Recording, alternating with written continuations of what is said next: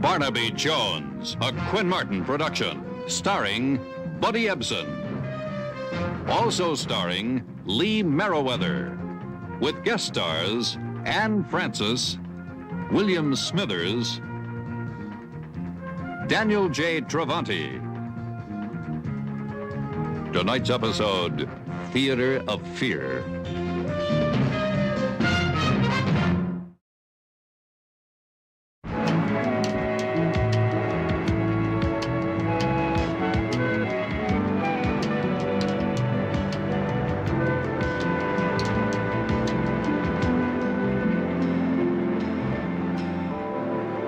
Love. Where do I find it? In a kiss? In a caress? In the pain of flagellation? Wrong, Shirley, wrong. Agony. Agony. The agony of flagellation.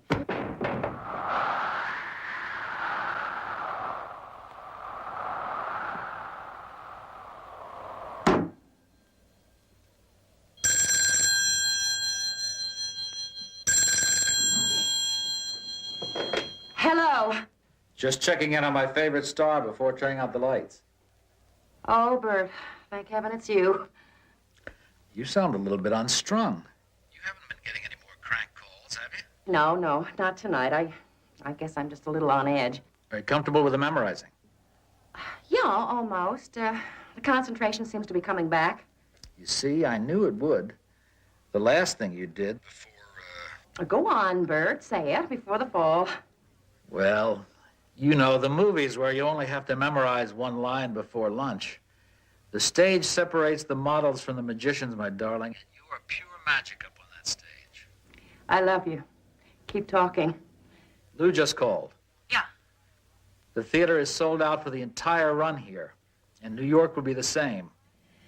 I wish I'd had you around for the last 3 years. Why don't you beat Agnes at some cribbage and take a hot bath, and I'll see you at 10. I'm just going to have to settle for solitaire. Agnes is off tonight. What do you mean? Well, she's not exactly a babysitter, Bert. Well, I didn't want you to be alone these last few nights, Cheryl. But don't you worry. That wretched fox Agnes has put a pencil line at the booze level of every bottle in the house. Huh. It's funny, I thought I closed that. What's the matter? Well, I guess the wind just blew open one of the doors downstairs. Let me check, Bert, huh?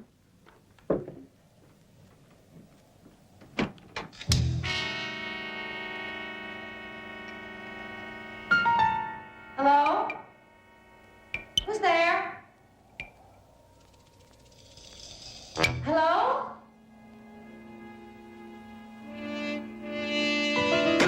Who is that? Bert? I think there's someone in the house. Are you sure, Shirley? It could be Agnes. No, nobody answered. All right. Shirley, you stay there. I'm going to have Carla get on this line. I'm going to get on the other line and call the police. We'll be right over. All right. But, Bert, please, hurry. Shirley, honey, this is Carla. Are you all right? Operator, Shirley? I want the police. This is an emergency. Shirley? Shirley? Oh, please answer. Look, just take whatever you want and leave. I've called the police. I've called the police. They'll be here any minute. Shirley? I've called the police. They're coming. Get out of the house. Please just get out. Get out. Oh! Oh, don't.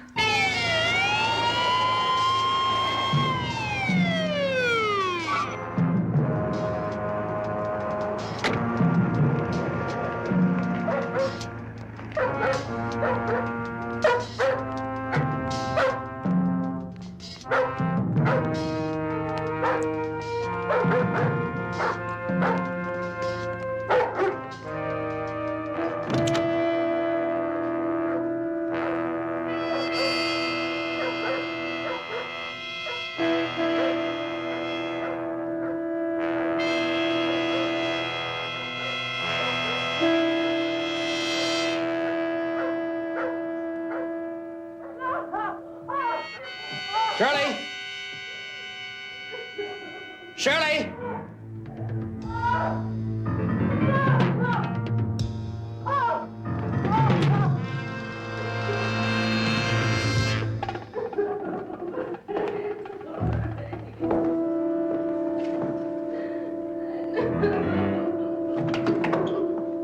Sure.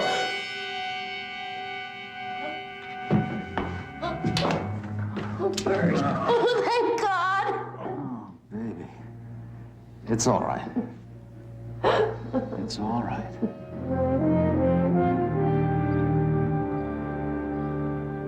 I spoke to Lieutenant Biddle. The police feel it was a prowler. There have been a number of those around here lately. They're sure that it was a prowler? Well, they thought it might have been something more serious at first, but then when Miss Evans said it was she that grabbed the scissors, the lieutenant probably figured it was just a prowler who decided to try his luck elsewhere. Well, I hope so, Mr. Jones. I dearly hope so. I hope that hiring you was a complete waste of money. Happens that way sometimes. Well, but I don't think so. I've got the biggest show of this decade and the biggest talent of this century opening in 3 days. I hear trouble in the wings. I think somebody is trying to sandbag my star. Who? That's what I'm hoping you'll find out. Well, my next question is why? Why? Why would anybody want to keep Shirley Evans from making a comeback? Lunacy. The world is brimming with it. Some nut probably wants to keep her from appearing again. She kind of dimmed out fast in the last 3 or 4 years, didn't she? Sure, she dimmed out. She lost both her parents by the time she was 21 years old. She had 2 frightful marriages in 5 years. She was left with a daughter she hardly ever got a chance to see. She took pills to keep going, took pills to calm down. She started drinking booze to make everything look pastel and pretty. And then I think that accident in New York finally tore it. Something about an unhappy ending to a Broadway party, wasn't there? Car she was in hit and killed another young woman. Jail, felonious driving charges, suspended sentence. And there went her career. All she needed was a transfusion of confidence and a great script and music. She rose like a phoenix. Delicate bird, the phoenix. You think somebody declared open season? How's she doing? Anything but a delicate bird this morning, Mr. Parrish. Mr. Jones, this is Ed Davis, our publicist. How do you do? Mr. Jones? If they make it a routine prowler report, I doubt the press will even pick up on it. Well, I certainly hope not.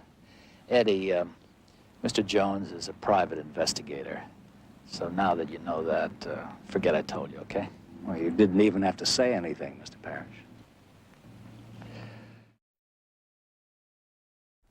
You're blooming. Orange juice. It's a neutered screwdriver. You're a good nurse, Agnes. Nurse, I ain't. I mean, everything else around here, but a nurse, I ain't. She's a warden. No such thing. Shirley, this is Barnaby Jones. Remember I told you about him? How do you do, Mr. Jones? How do you do? Bert, you really are too much. I mean, a private dressing room I expect, but a private investigator. Well, Miss Evans, just think of me as a fan looking for somebody who may not be. Okay. But really, I think probably it was just somebody who was after the silver or the color TV. Neither of which were taken. Well, I should hope not. I mean, if he was half as scared as I was, he's probably 10 pounds lighter and halfway to China by now. Why don't you sit down? Thank you. You say he. Did you see him? No, not really. As I told the police, it was like a shadow. It all happened so fast. The police seemed to think maybe it was a teenage prowler. Police don't know about the phone call, Cheryl. Mr. Parrish told me about your threatening phone calls. Nobody says anything, they just play a recording. Well, it was a bad enough line when I had to say it in the film, but when somebody plays it back to you on the phone, it gets pretty scary. This was a recording of your voice? Do you ever watch the late movies, Mr. Jones? Constantly. Do you remember you've destroyed everything of value, you don't deserve to live? Has a familiar ring. Miss Evans, how many people have your phone number out here? She has unlisted numbers on both lines, but everybody in the company and the press, they all have them by now. Well, that narrows it down considerably. Miss Evans, from now on, I want somebody to be with you at all times. Are you kidding with this entourage? Come on, let's get that piano player to work, huh? Oh, Why don't you take it easy and rest today? I'll have Jill go through it with the cast. Oh, sure. And then on opening night, you can go out and tell the audience that Shirley Evans just doesn't have the Heather Bloom number right yet. But you just happen to have her understudy, Jill Mallory, who will perform it for you. All right. All right. Well, don't you two run along, and I'll stay around here and poke around a little, if you don't mind. Okay. Hey, Mr. Jones, you get to keep all the fingerprints you can find. Thank you.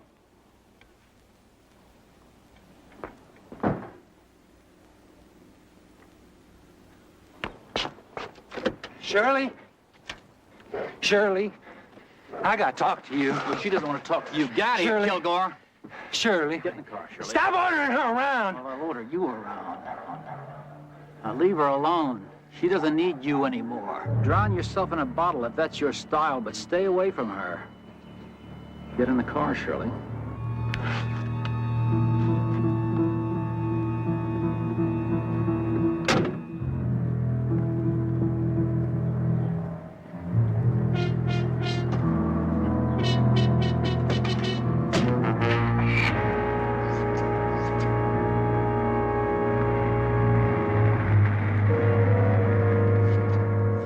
From your look, I'd say you could tell me what that was all about.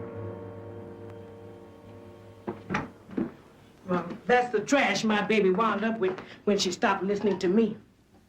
Lloyd Kilgore. There used to be a famous running back by that name. That's him. Old Mr. used to be. Big Super Bowl star. He hurt his back, but always gonna be a big this or that. The only big thing he'll ever be is a big drunk. And that's who Miss Evans has been keeping company with the last 2 or 3 years? Shirley's bright on all sides but one, the man side. Those 2 louses she married just wanted her for a name. She had a baby, a little girl. No, has is what I've been reminding her.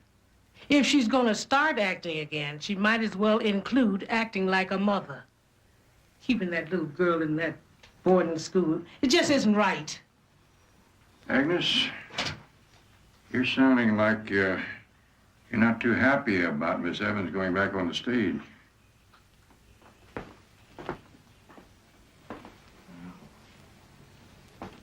I know it's just gonna happen all over again. I know it. She just isn't ready. If I had my way, she'd never go near that theater. Oh, Heather Bloom, you've come a long, long way from Bloomington, Indiana, and lessons on the piano. A little finesse, a little finagle. You're ordering toast instead of a bagel.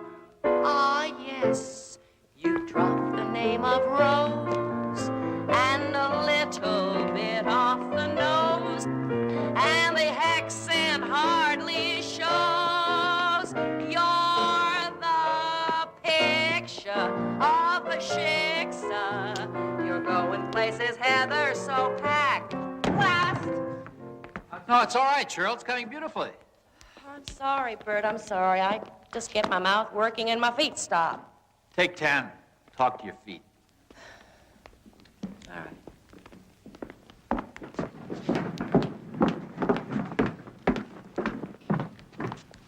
When it's gone, it's gone. Better not let her hear you say that, Jill. I'm better than she is. I won't quote you, but it's only a short step from understudy to unemployment. If she really knew who you are, you'd be fired in a minute. Well, I've done my homework. I know where all the bodies are buried.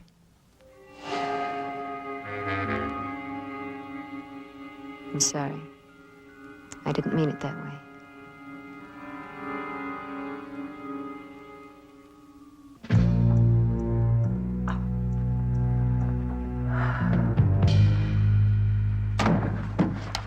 Lloyd, Honey, I gotta talk to you. Lloyd, I told you it's all over. Please, I need you. Stop it. Stop saying that.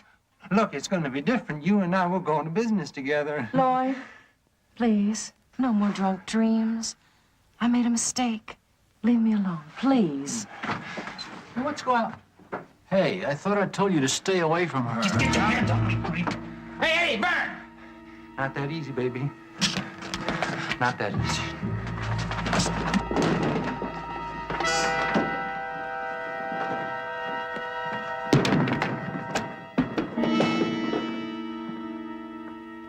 I take it that's not part of the rehearsal. On opening night, he could be a disaster. I sure hope Mr. Parrish hasn't picked himself a falling star.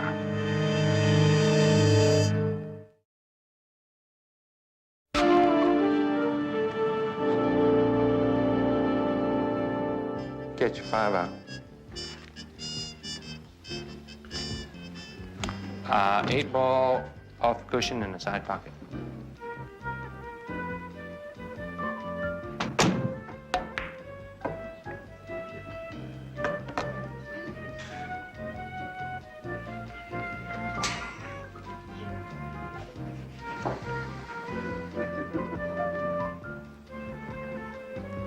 Not quite as good as a share of the Super Bowl, is it? I know you from somewhere. Sure. I'm the fellow you stiff-armed when you made your end run over at the theater. Sue me. Well, I don't want to sue you, Mr. Kilgore, but I would like to level with you. So level. Somebody's been trying to make a lot of trouble from Miss Evans lately. I've been hired to find out who and to put a stop to it. Now, I have found that sometimes when you come right out and say it, trouble stops. And I collect my money just as you do when you sink the 8 ball. I don't know what you're talking about.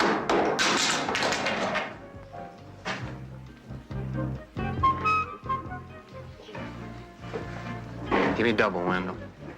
You still here? Yep. Do you have any special reason for not wanting to see Miss Evans on that stage opening night? It's her funeral, not mine. Just trying to make a fool out of her, don't you know that? Why do you say that? She's in no condition to get on the stage.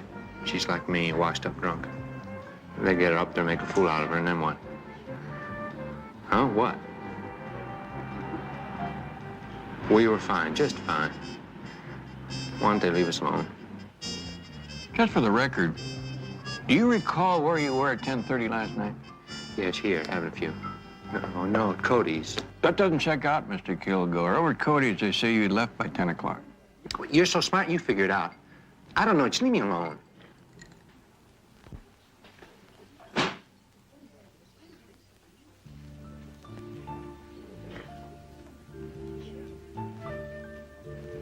Yeah, sure. Like they say, never hustle a hustler.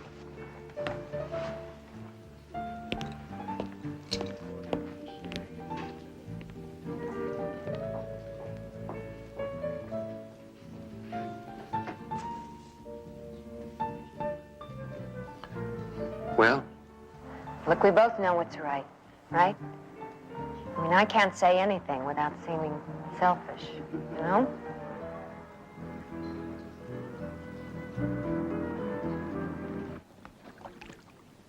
I'm sorry, Bert. Lloyd was just acting like an adolescent. I don't care about him. I care about you. But don't you fear. All I want is a little meditation with my feet. And they'll be back in working order tomorrow. I promise. Who needs a promise? Could I ever be accused of coming between you and a communion with your feet? I love you. I love you. You meditate, and I'll see you tomorrow. Okay. Bye, Agnes. Mr. Parrish, I thought you were supposed to stop by the school to see Kathy this afternoon. Oh, I completely forgot. Well, don't whip yourself in front of me, lady. I'm the one who has to tell Kathy all those lies when she calls. Agnes, I'm exhausted. Your daughter's tired, too. Tired of being a number in a uniform in that boarding school. Stop it! I'm sorry. I'm trying my best to get it all together for all of us. All right? You tell me if it's all right. Well, what good is it all going to be if it's going to start all over again? Oh, no. The world needs a star, is that it?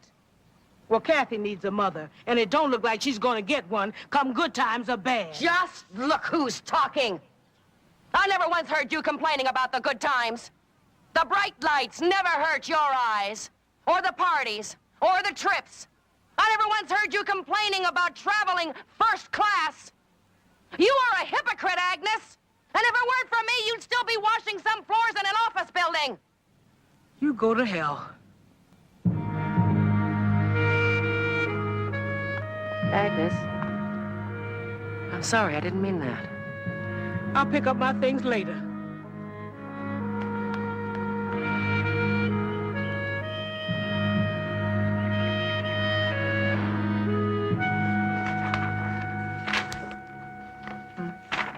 She certainly doesn't look as though she had a drinking problem here. My, she was a beautiful woman. Still is. Oh? When you say, oh, like that, I don't even have to look at you to know you're wearing that great big Cheshire cat grin. Really? Whenever I see you scratching around on your desk like a chicken, I have a feeling that what you're looking for is probably right under your nose. Some detective. I knew it was there all the time. I just wanted to make you feel indispensable. Mm-hmm. Tired and indispensable. Yeah, here it is. The young woman who was killed by Miss Evans' car was Miss Phyllis Sherman. Betty, check the New York papers and see if you can come up with an obituary. There's a date. I'll do that tomorrow morning. Has she any idea who's been making these calls? No. She says it's a recording. Of course, anyone could have taken that off of a television rerun of one of her pictures. I got this from a TV station. You've destroyed everything of value. You don't deserve to live. Oh, dear. Could be a crank call. But I don't like it, Betty. She's got an unlisted number, but that doesn't mean it's secret. I promised Mr. Parrish I'd give her a call tonight.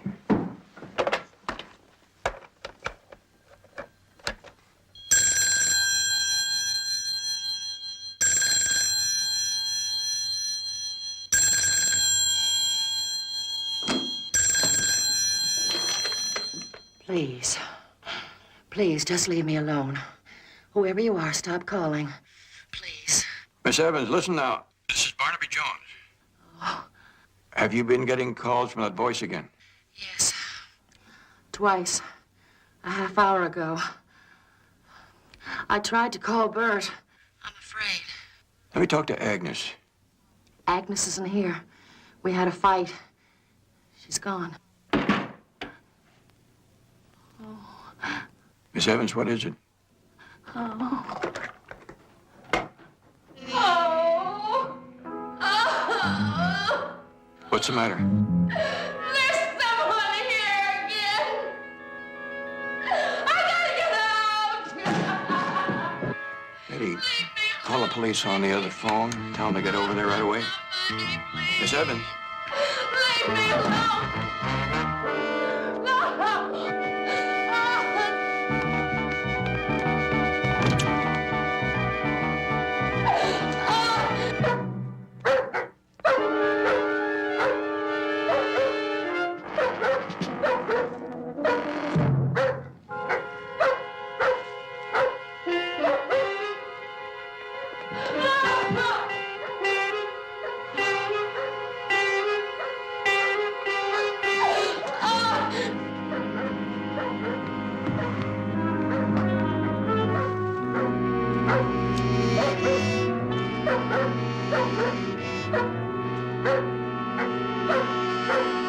No. No!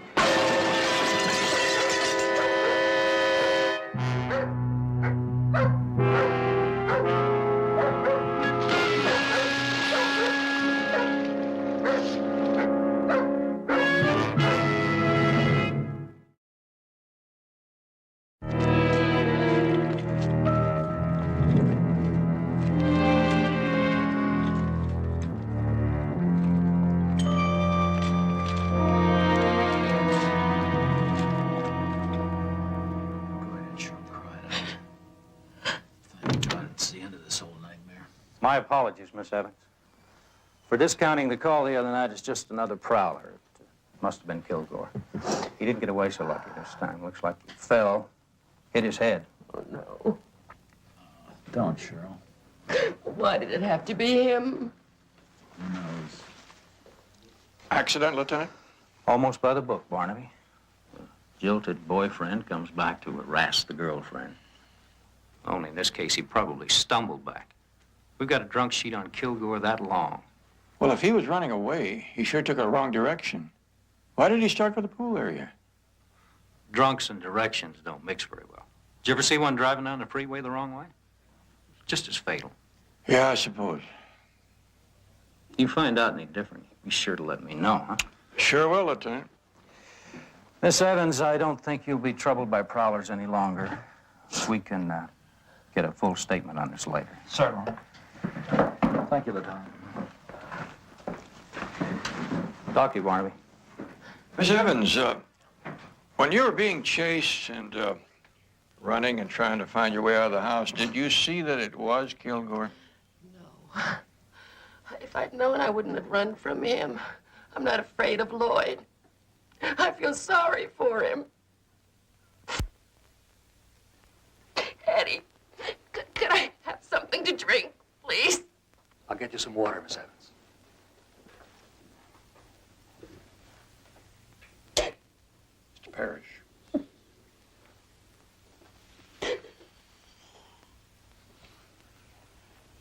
I'm not sure that this explains the phone calls. Why do you say that? Kilgore could easily have I don't think so. Kilgore was a muscular, overt type of man, kind of would barge in. I can't see him fiddling with tape recorders or scary phone calls.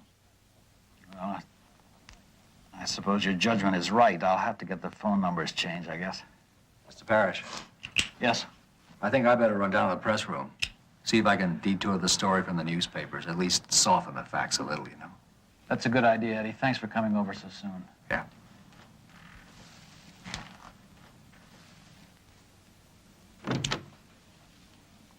Mr. Davis on call 24 hours a day? Excuse me? He got here awfully fast.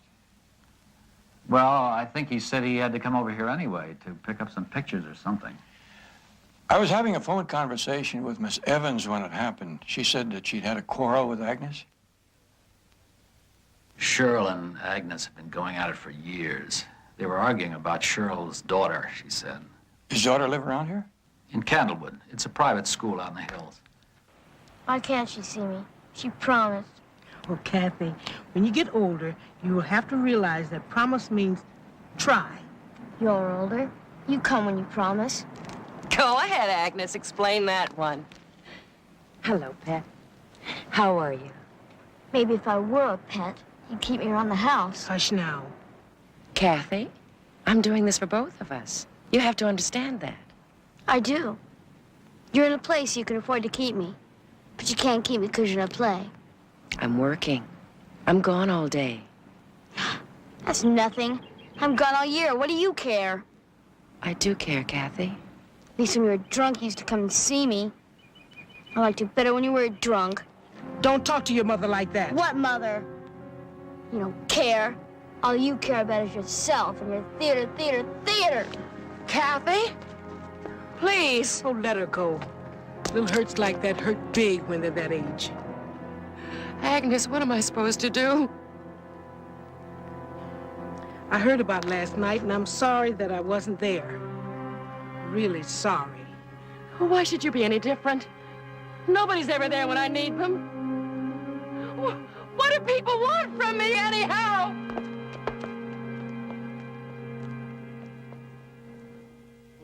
Ah, yes, you've dropped the name of Rose, just a little bit off the nose, and the accent hardly shows. You're the picture of the ships, you're going places ever so packed. Oh, ever bloom, you've come a long, long way from Bloomington, Indiana. Pity you, what'll you do if you ever have to go back? Take 10. Steve, your stir crossing over too far.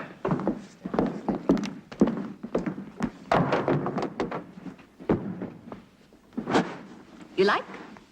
That was good. Wrong. It was perfect. Maybe I better introduce myself. Barnaby Jones. An understudy has to know everything that goes on stage and backstage. Then you probably know what happened to Miss Evans offstage. Yes. I'm terribly sorry. You're a very good actress. What do you mean? Well, I might be sitting here thinking that you really were sorry if I hadn't seen you with Mr. Kilgore in that bar yesterday. So? So, what business were you discussing with Mr. Kilgore? No business. No business is like show business. I think I got that right. Right, so what? I did it for the good of everyone. She isn't ready. She'll ruin everything and everybody. Mr. Parrish is so obsessed with the idea of resurrecting that old lush, he'd never listen. So I tried to get Lloyd Kilgore to talk some sense to her. That's all. Well, if he tried, he died trying. Sorry, I can't help that. And any plans you may have had with Mr. Kilgore died with him? What's that supposed to mean? Shirley Evans is a star to the core. She has recovered from shocks worse than this. She'll be on stage opening night. I wouldn't count on it. Shirley Evans is also a lush to the core. She's an inch away from popping the cork and going under. Again.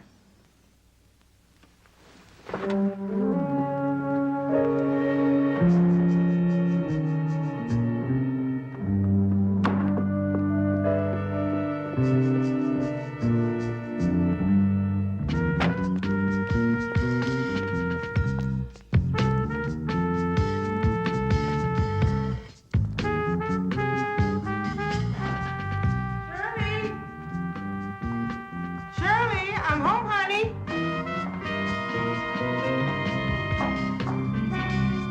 Honey, you in here?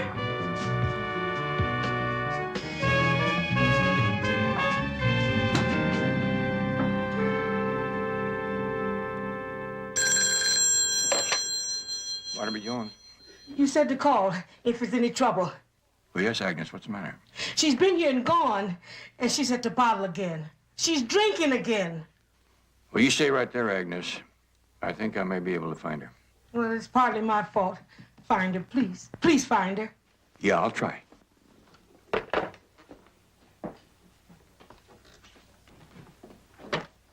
Oh, sorry. Are you in a rush? Yeah. All right, here, take a look at this. For you. It's the obituary notice of the girl in New York. Survived by her father, Edward R. Davis of Los Angeles. Good work, Betty. Check him out. Oh, well, where are you off to? Our lamb has strayed. I gotta catch her before she goes off the deep end.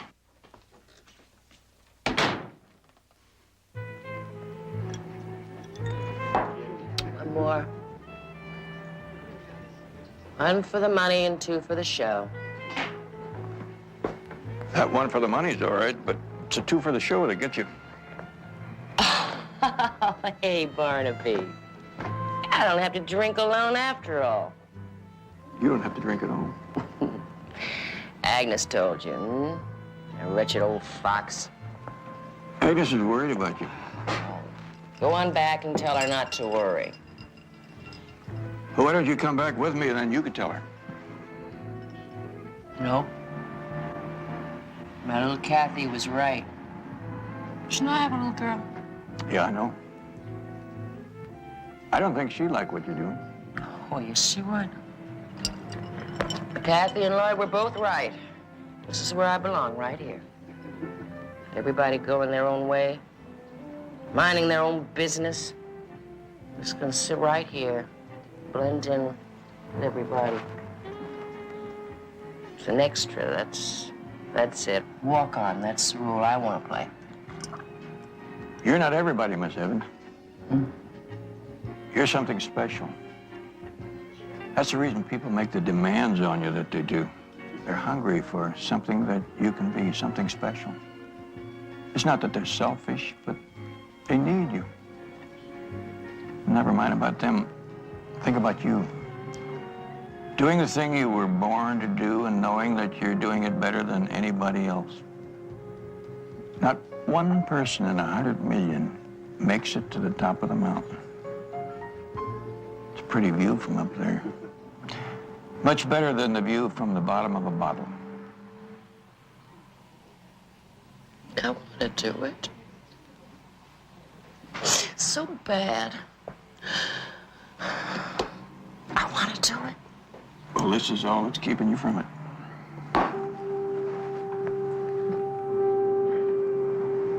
Come on, I'll help you. We can wade all the way home. It's still shallow.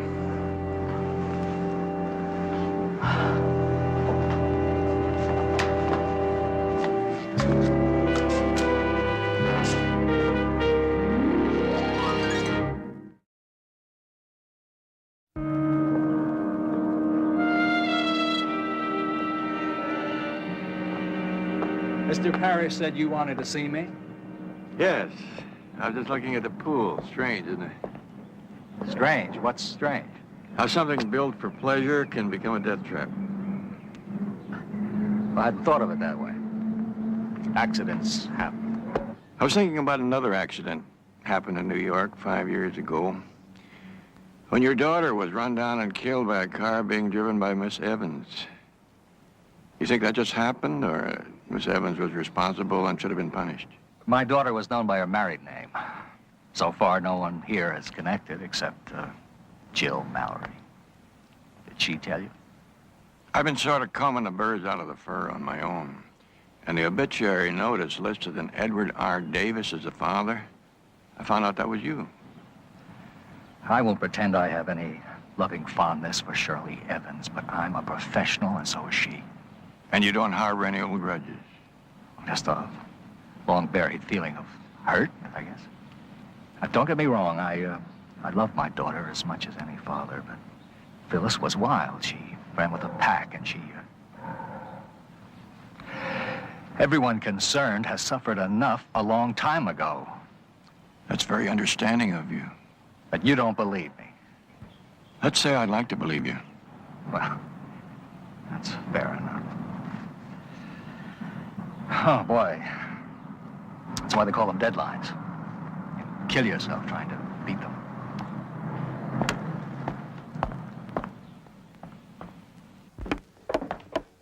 If you're going to start spending the nights here, I'm going to order a day bed for the office, okay? What? It's almost 10 o'clock. Look, I know it's not important to cute fellas like you, but I really need my beauty sleep. Betty, would you please get me Mrs. Parrish on the phone? Don't you mean Mr. Parrish? When I say Mrs., I mean Mrs. Poor Mr. Parrish. I wonder if his show is ever going to open. You ever have the thought that maybe he doesn't want it to open? What? You ever hear the producer who sold 200% of his show and the only thing that could save him was a quick flop? Mrs. Parrish? Yes, would you please hold for Barnaby Jones? Miss Parrish, I hope I didn't disturb you. No. What can I do for you? The other night, when your husband was talking to Miss Evans, he gave you the phone. Is that right? Yes. Well, he went to the other phone to call the police. You stayed right on that phone until Mr. Parrish and the police got to Miss Evans. Yes. Well, I'm afraid I didn't have anyone to talk to. Poor Shirley had dropped the phone and run for her life by then. Now, Miss Parrish, I'm going to ask you to tell me exactly everything that you heard on that phone.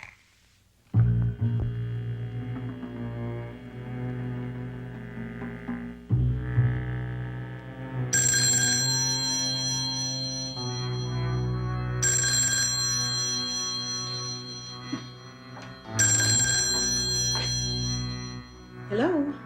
You've destroyed everything of value. You don't deserve to live.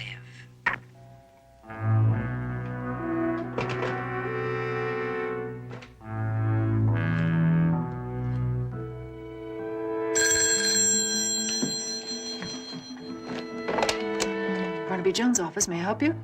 This is Agnes. May I speak to Mr. Jones? That crazy call, I just got one. Agnes, Mr. Jones isn't here. Hold on while I try and reach him at another number, please. Oh, just hold on. Okay.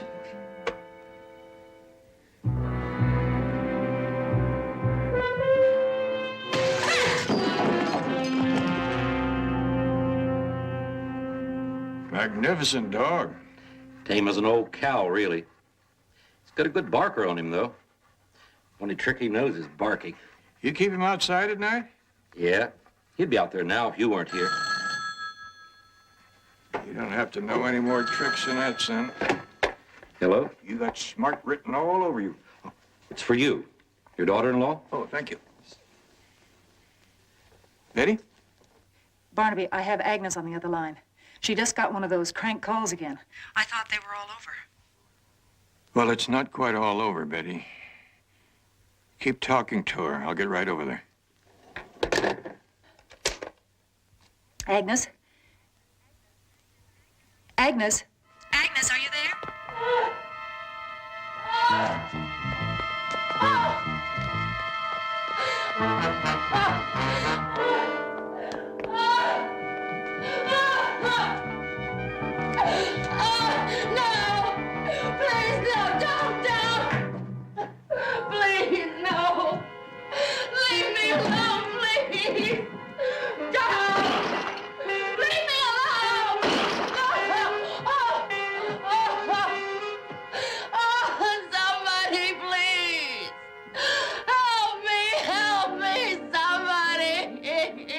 It's all right, Miss Evans.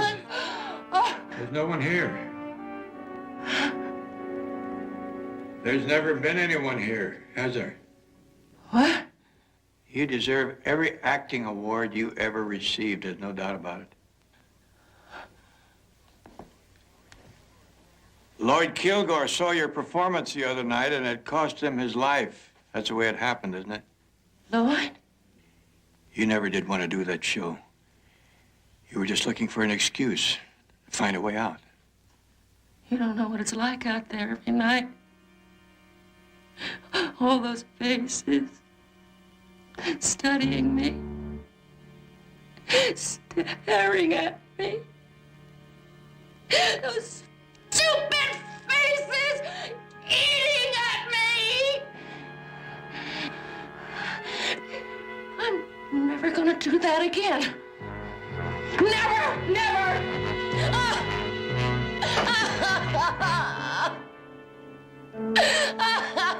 It's all right, Shirley. You don't have to do it anymore.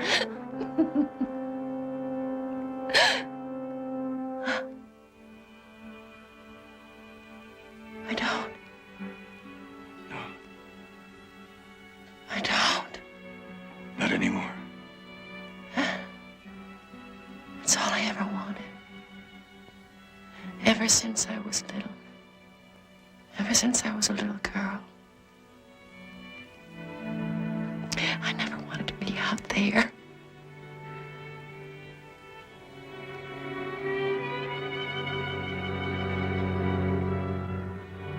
Oh, my poor baby. I always had a feeling. I always had a feeling. It was terror that destroyed her, Mr. Parrish. Shirley Evans was scared to death of the millions of people who loved her. My God, the torture she must have gone through all these years. Being on the stage must have been like the fire of Hades for her. How could you know that? I didn't until that big old police dog next door started me to thinking. It's incredible to me. But you're right. I couldn't hear it barking the night I called Cheryl on the phone. Neither did your wife later, which meant that no one had entered or left through those doors.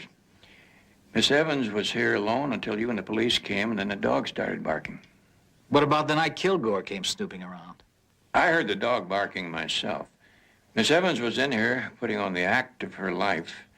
Kilgore had seen her, so it was a matter of life and death to her, so she killed him. Then in one last desperate effort, she tried to involve Agnes by calling up on the other line and hitting her in the head. She knew that someone was listening on the phone. She had an audience. Don't talk about her like she's a criminal now. A bump on the head is nothing.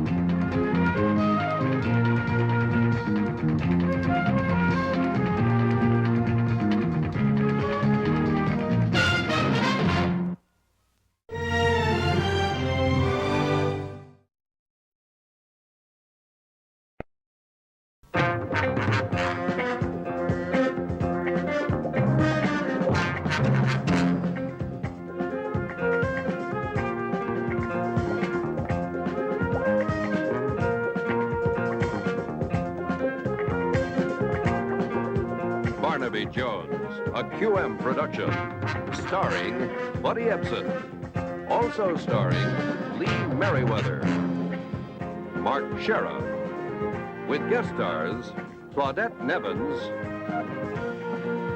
Michael Lerner as Albert Kruger, with special guest star Hattie Darbenville. Tonight's episode, Run to Death.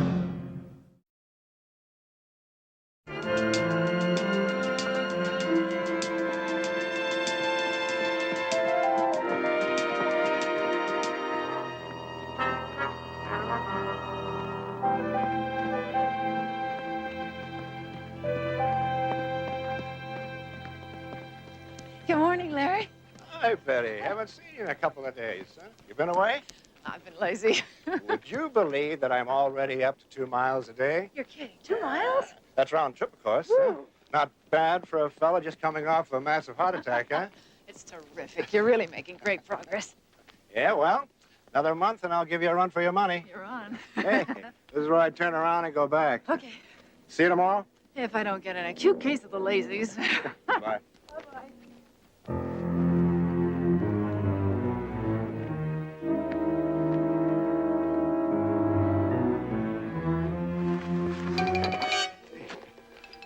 What do you want? Now, wait a minute. I don't have any money.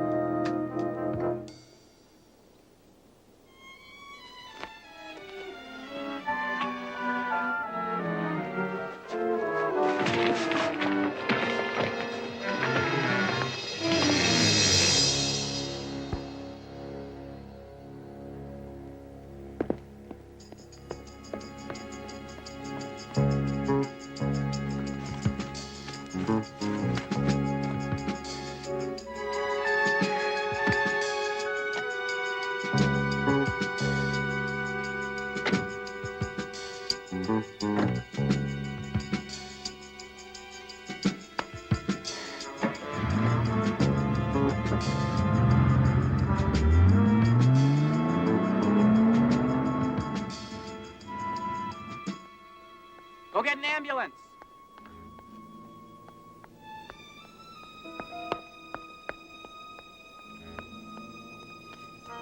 Oh, good Lord. I said go get an ambulance. That's Larry Collins. I think he's dead. Oh,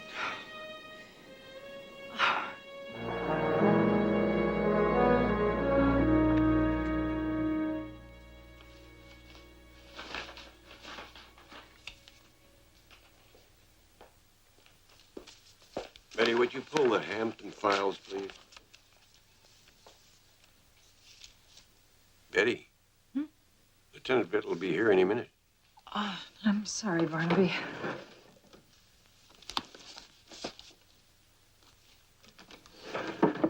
Are you still fretting over the death of that theatrical agent friend of yours? Yes, I guess I am. I don't know, Barnaby. It just doesn't add up, in spite of what the police say. In spite of what the police say about what? Hello, John. Hi, Lieutenant. Hello, Lieutenant Biddle. We were just talking about Larry Collins. Oh, the fellow that went off the hill onto the rocks. Betty doesn't think he should have been on that hill in the first place. Well, Larry was just recovering from a serious heart attack. His doctor had placed him on a systematic recuperation program where, where you start out walking a half a block and then every day after that you extend it a little farther. Yesterday, he was up to 2 miles. And when I saw him, he'd already finished 1 mile and was heading back. And your problem is his body was found beyond that point. A good 1/4 of a mile, which would have been a half-mile round trip. And plus going up that steep hill. Now, I know that wasn't on his program. Betty, didn't you ever break your doctor's orders? Well, not for something as serious as this, and I can't believe that Larry would either. I mean, he was really proud of those 2 miles. Barnaby, we better get started for the marina. All set. Betty, you try to cheer up. I'll talk to you later. You don't believe that, do you? No, I don't, J.R. Neither do I. Well, listen, if you had heard what he said, I mean, the way he said it, you wouldn't... What'd you say? I think I ought to go with you, is what I said. Because it's obvious you're not going to rest until you go back to the park and check it out for yourself.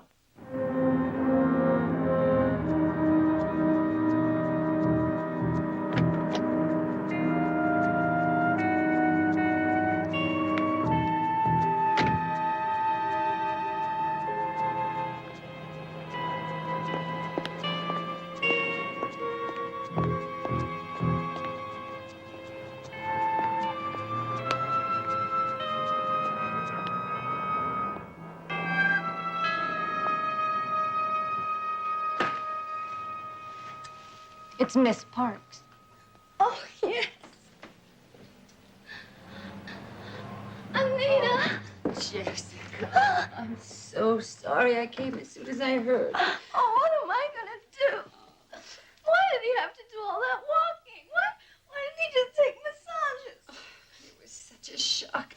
But even though we all knew about his condition, that it could happen again, it's still so hard to believe. I loved him so much. I know. I really did, I you know? know. Look at me, I'm shaking like a leaf. All right, now listen. The first thing we have to do is get you a doctor who can give you some... No, wait a minute. Wait, I have just the thing. Remember when Larry first got sick and the whole burden of the agency fell on me? I thought I was just going to come apart at the seams. Well, these little guys saw me through, and they're going to do the same thing for you. Anita, you're such a good friend. And I can't tell you how glad I am that you're there to take care of the business.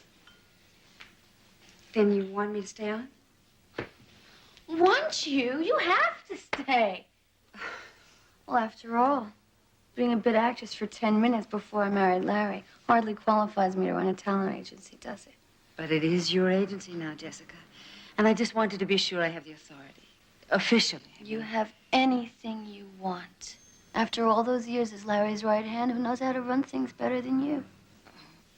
I am really being thoughtless, talking about business at a time like this. All right, now we're going to get one of these inside you. Just one, and then you're going to get into bed and get some rest. Right. Oh, thank you. Just the thought of being able to bomb out and not have to worry about the agency or anything is heaven. Come on. That's what friends are for.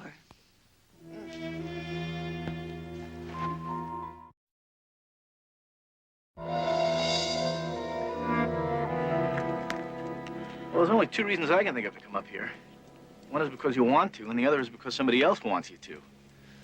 All I know is if I had a bad heart, I sure wouldn't want to. And that suggests force. Yeah? Yeah, well, there should be signs of a struggle here, shouldn't there? I'm afraid we're not going to find much of anything on this hard surface.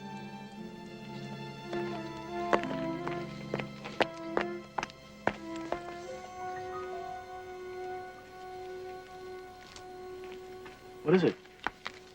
Sliver of glass. Was Collins wearing glasses? No, but it could be his watch crystal. The police report said his watch was broken. Here's another piece. Oh, JR. Oh, if these pieces match Larry's watch, then we could be talking about murder, couldn't we? Suspect? Me? You think that I... Well, you want to know what I think, Lieutenant Biddle? I think you're making this up. I mean, my husband was a very sick man whose heart went kerblooey. It's obvious. Yes, ma'am. It's so obvious that we might have overlooked evidence to the contrary if it hadn't been for a friend of your husband's who was in the park at the time. What friend? Barnaby, when they matched the sliver of glass to the crystal in Larry's watch, well, Lieutenant Biddle got right on it, and he found that the backs of Larry's jogging shoes were scuffed as though he'd been dragged to the edge of the precipice. I better watch myself. When I get back, you may be sitting at my desk. Well, JR helped a lot. I mean, a little, you know. Listen, he's gone for the evening. Do you want me to stick around till you get back? No, close up the office. I'll see you in the morning. All right. Bye-bye.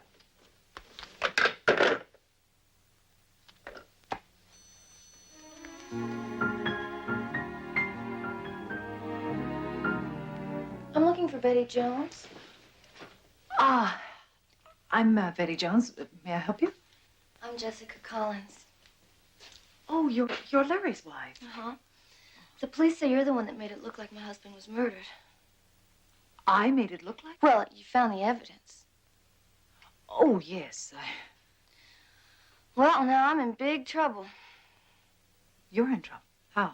Well, that Lieutenant Biddle, he thinks I killed Larry to become the sole heir. Well, I can understand why you might be angry at me. Well, who said I was angry? Well, then, why are you here?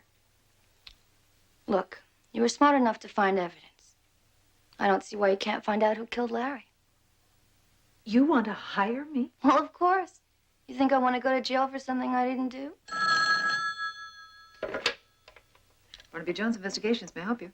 Is Jessica Collins there, please? Yes, she is. Just a second. It's for you. Hello? Jessica, I just talked to Louisa. She told me you'd gone to see a private investigator. Whatever for? Oh, Anita, it was terrible. The police think Larry was murdered. Murdered? Yes, and they suspect me. Well, I'm just here. I hired Betty Jones to find out who really did it.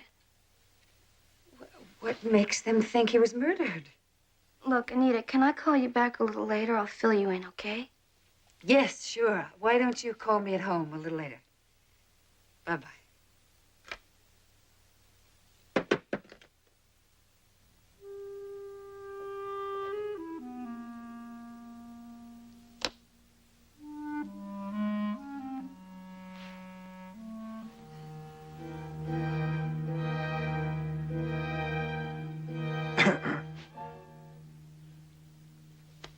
Albert, don't you ever knock? Oh, sorry, Anita. I just finished the quarterly tax returns. I wanted to bring them over personally. Next time, send a messenger. Or better still, make an appointment. I couldn't wait. I wanted to congratulate you. You did quite a job while Larry was out sick. Highest quarterly earnings in the 3 years I handled the agency's books. Thank you. Just leave them on my desk. I'll look at them tomorrow. I was just getting ready to leave. You look tired, Anita. How about letting me buy you a drink, huh? Albert, we're not going to go through that again, are we? I'm not your type, remember? Bet if I were a big-time movie producer, you'd be my type. Right? Wrong. Business is what you and I do, Albert. That's all. Just business. You do business with producers. They hire your clients like That new actor, Troy Michaels, they hire him a lot. That's because I'm such a good agent. Good? No, you're better than that. I mean, to get so much work for Troy Michaels, you know, when there isn't any such person. Don't be ridiculous, Albert. Of course there's a Troy Michaels. Not according to the Screen Actors Guild. You know, it's very funny. This name kept on cropping up in the books. I couldn't get a fix on it. So I got curious. How curious did you get, Albert? Enough to know how you stole $112,000 from the company's funds, false entries of large sums earned by Troy Michaels, checks written by you and mailed to a box number, which you then picked up and deposited into an account under the name of Troy Michaels, which you signed. You even deducted commission. Very clever. Apparently not clever enough. Well, I think maybe you underestimated me, that's all. I'll be careful not to let that happen again. Now, how about that drink, huh? Of course, Albert. I'd be delighted.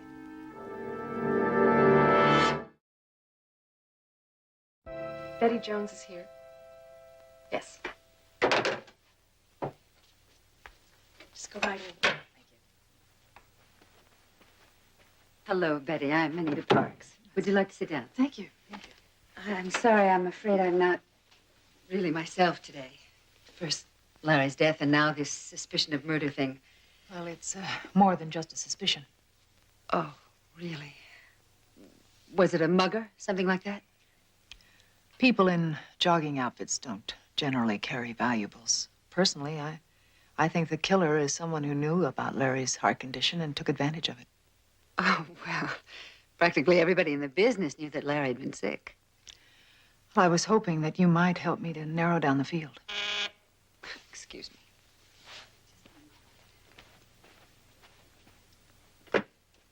Yes, Nancy. Okay, put him on.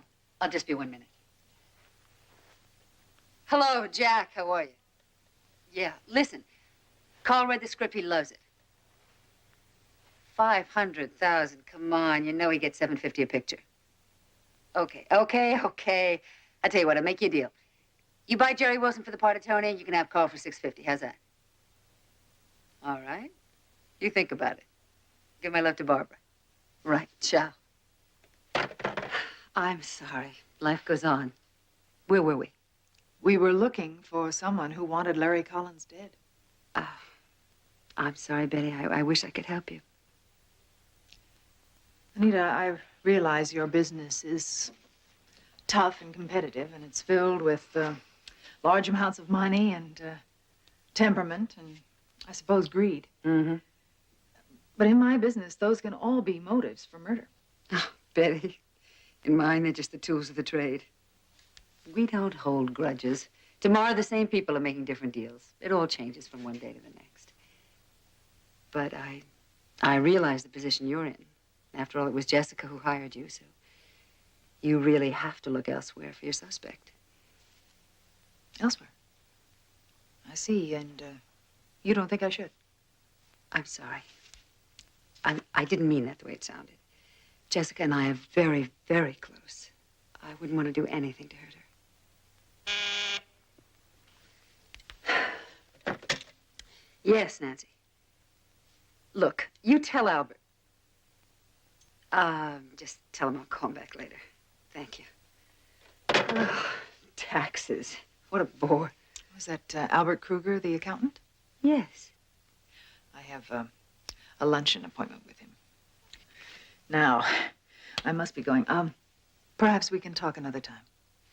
Anytime. And if I think of anything that I think might be helpful, I'll get in touch with you. I would appreciate it. Sure.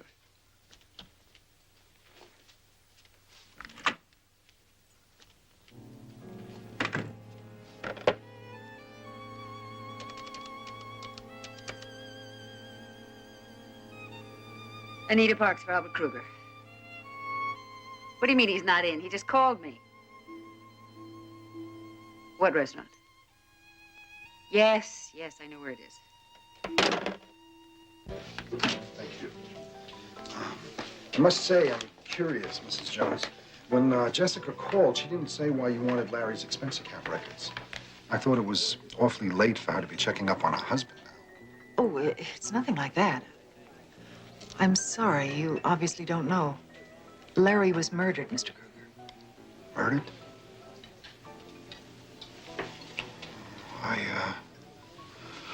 I was told it was his heart.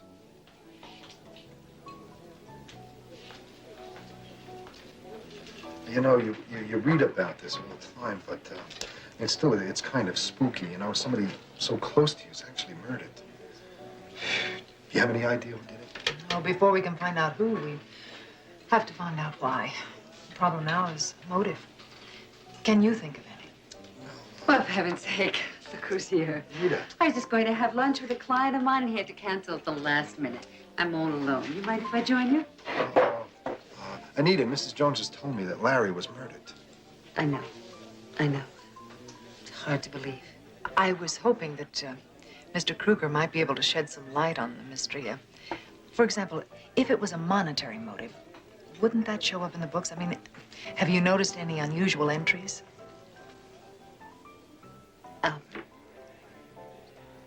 You just finished doing the tax returns. If there was something unusual, you'd remember. Yeah, sure. Oh, no, nothing.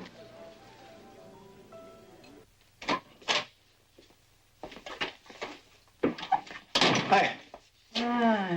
How did the Hampton case go? Oh, we should have it wrapped up in a couple of days. Did Collins' personal expense record tell you anything?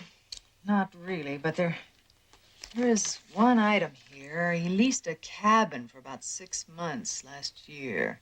I called Jessica. She didn't know anything about it. Oh, you mean like lover's hideaway kind of thing, huh? Could be.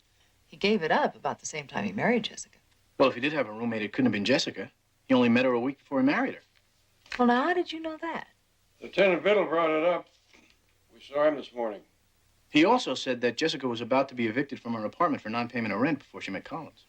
And I don't have to ask you what Lieutenant Biddle read into that. He said that money might have been the motive for marriage then, and it could be the motive for murder now. Oh, I don't know. I really believe that she loved Larry. Did Anita Park shed any light? You know, and I got the distinct impression that she agreed with Lieutenant Biddle about Jessica.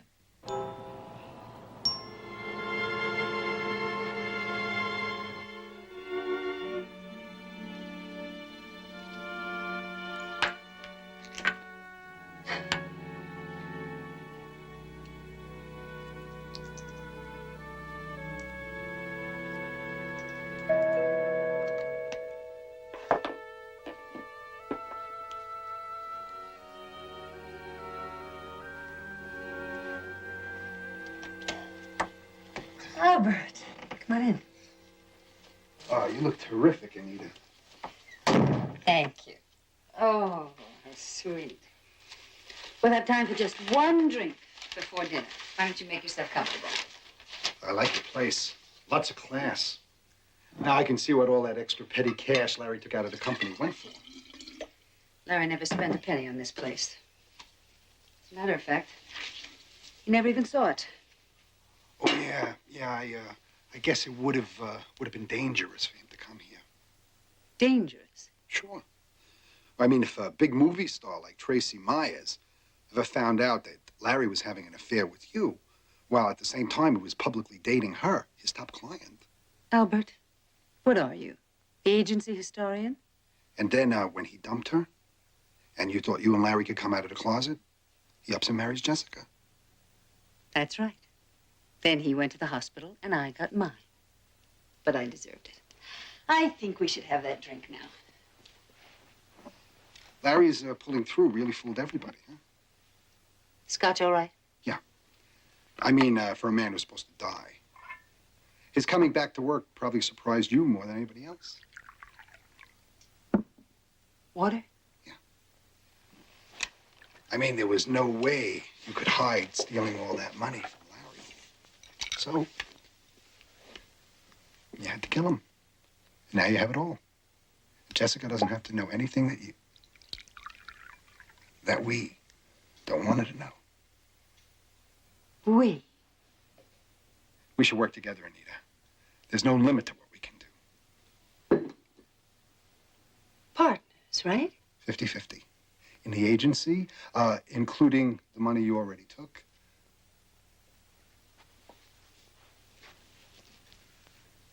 Everything. You know what? I think we should drink to that partnership. Oh, I should tell you, I have copies of your false entries and also a letter detailing the whole story in my safety deposit box.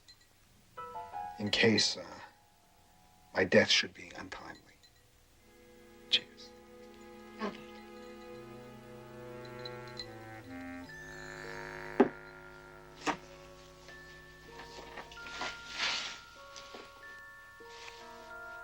I like your style.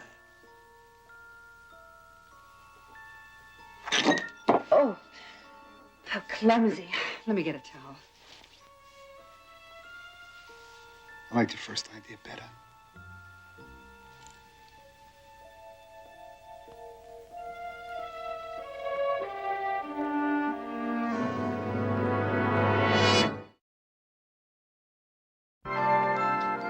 As you see, it's very quiet here, Mrs. Jones.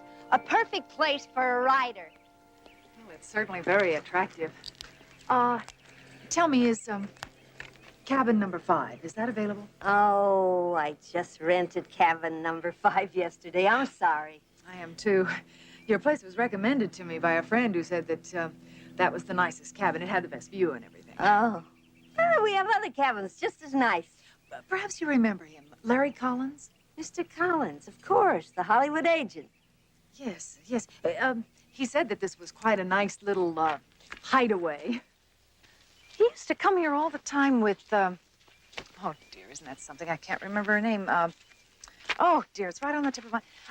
Oh, maybe you remember. No, I don't believe I do. Isn't that something? You know a name so well. Oh, that's going to bug me all day. Please, can't you help me? No, I can't.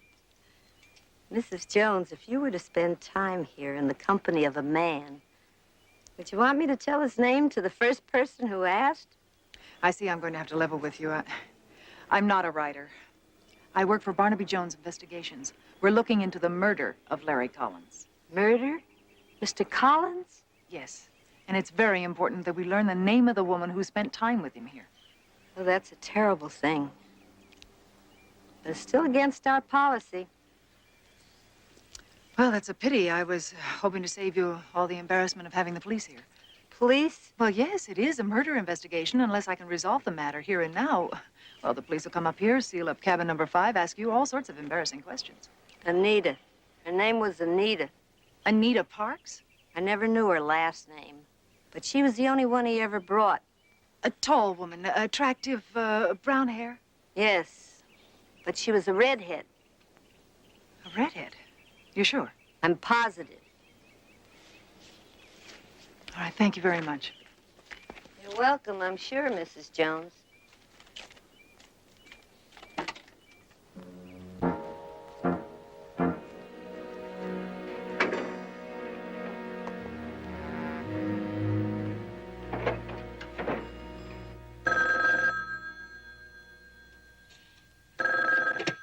Hello? Jessica, darling, it's Anita. How are you? About to come apart, I think. I keep having these awful dreams about the gas chamber. I was hoping you'd be able to tell me that Betty Jones had made some progress in her investigation. I haven't even heard from Betty all day. Anita, I am so upset. Listen, could you come over? It's Louise's day off, and I just really need somebody to talk to. I can't right now, darling. I'm all tied up. Aren't you taking those pills I gave you? Yeah, I took one this morning when I woke up. Well, it's probably all worn off by now. Why... Anita? Jessica, darling, I'm really worried about you. You have to get some rest, you know. Here's what I want you to do. I want you to get yourself big glass of water, and then take 3 of those pills. What, 3 all at once? They're perfectly safe. I've taken as many as 4 or 5 at a time. They'll bring you way down, I promise. I sure hope so. Don't worry, they will. And I'll try and stop by a little later on, look in on you, so leave the door unlocked for me. Okay? Okay. All right. Darling, I gotta run. I'll see you later. Bye-bye.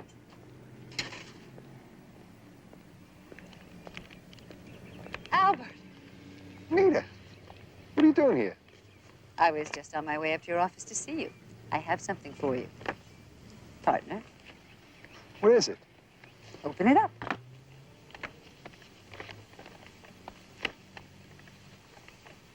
Your share, Albert. $50,000. Well, I thought I was supposed to pick it up from your place tonight.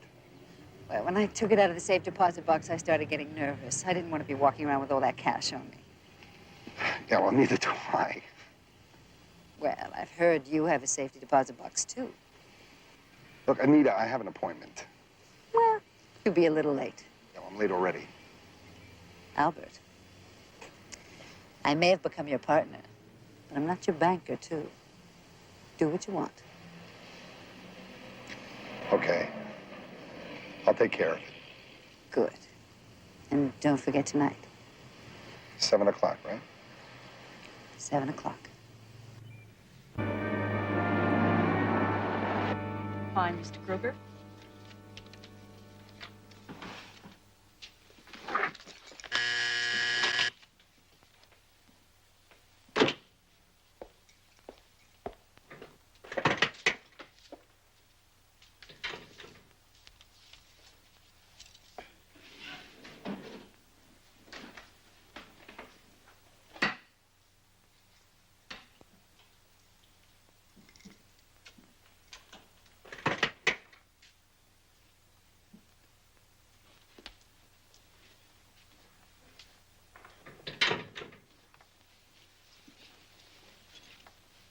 Oh, thank you. Oh, back so soon.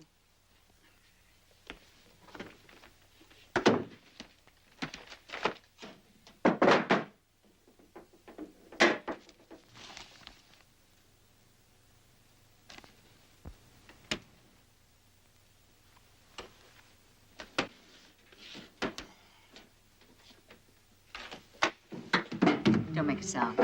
Nita. Get that door closed. Go on. We'll have a board meeting later, partner. Right now, I want you to take everything out of that box and put it in here.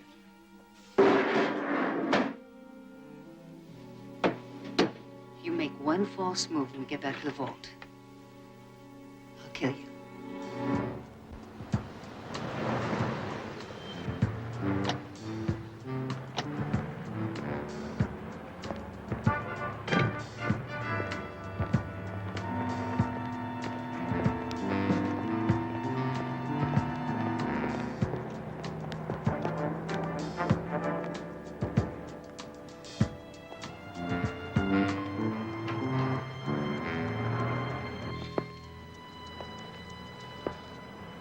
Nita, what's going on?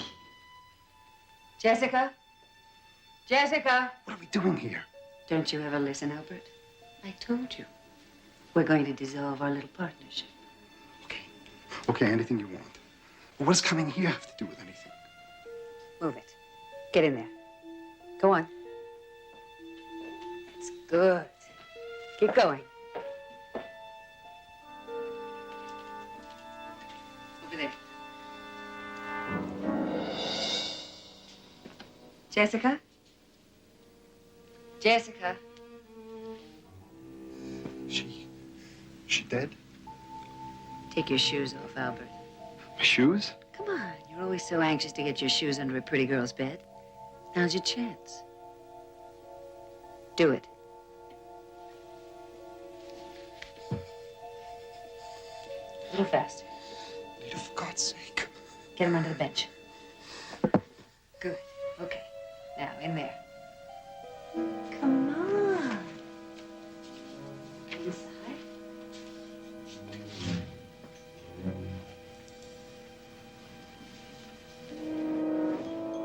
Now the rest of you. Coat, shirt, pants, everything.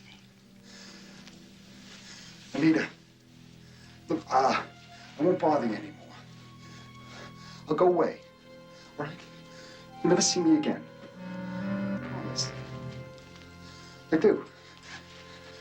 Come on, come on, come on. I promise. All right?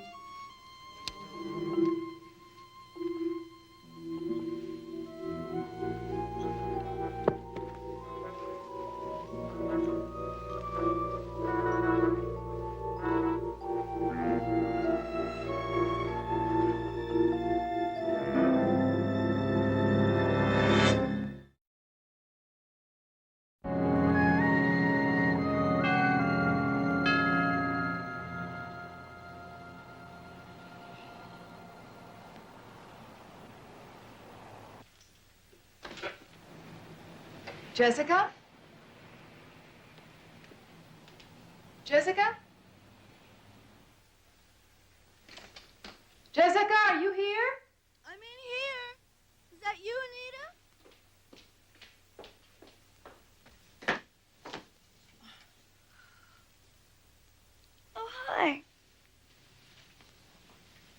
Jessica, are you all right? I've been calling all afternoon.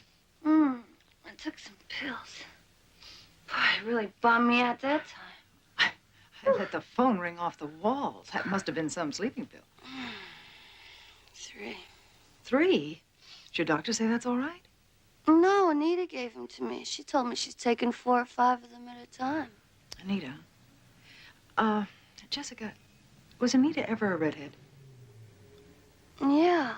She went brown about 6 months ago, I think. He asked me if she was cute or red. You may not want to hear this, but I have to ask the question. Did you know that Larry dated Anita before he married you? Oh, wait a minute. Are you trying to tell me that Anita had something to do with Larry's death? No, I'm not saying that. I just have to follow every lead that I get. Well, she might have gone with Larry. But Anita is still a very dear friend of mine. I don't want to hear any more gossip about her. Excuse me, I need an aspirin.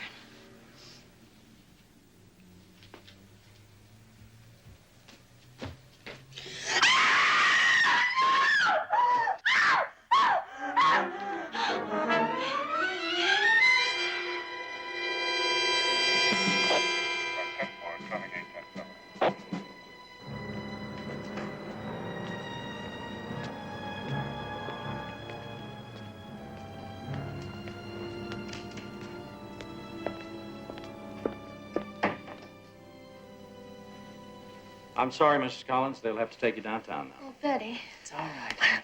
I'm not a murderer. Please make them believe me. Please, please. I'm going to do everything I can. Go on. It'll be all right.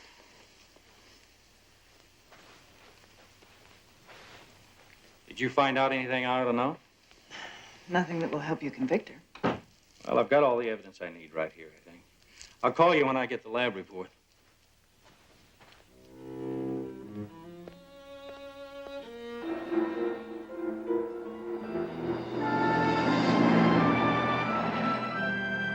Okay, Lieutenant, thank you. Right, goodbye. Well, that's it. The gun that killed Albert Kruger was registered to Larry Collins. Jessica said she thought it looked like his. But she said that she made him keep it at the office because she was afraid of guns. Oh, maybe so, but her fingerprints were all over it. I get the impression, Betty, that you think this is some kind of a frame. You're right, Barnaby, I do, but I don't know why just yet. But I think Anita Parks does. When I went to the Collins house, the front door was unlocked. And when I went inside, Jessica said, "Anita, is that you?" Now, when I asked about it later, she said that when Anita called and told her to take the 3 pills, she said that she might look in on her later to leave the front door unlocked. Yeah, that sure does sound like a frame, doesn't it? She could deny it. Her word against Jessica's. And Jessica did not know that it was Anita who shared the Las Tunas cabin with Larry. A clandestine affair with her boss, who was later murdered. His widow, who inherited the agency, is arrested for the murder of the firm's accountant. There's got to be a motive in there somewhere. But I don't think it's going to be easy to prove. If I could just put Anita and Kruger together earlier this afternoon, that'd be a start. Can I help? Ah, yes. I'm known at the agency, but you might be able to get a line on Anita. Consider it done.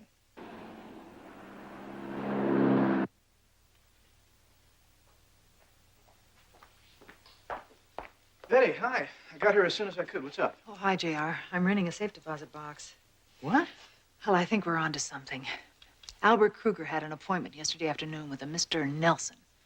Now, he said that Kruger was very anxious to leave to cut off the appointment so that he could get to his bank. This one? Mm-hmm.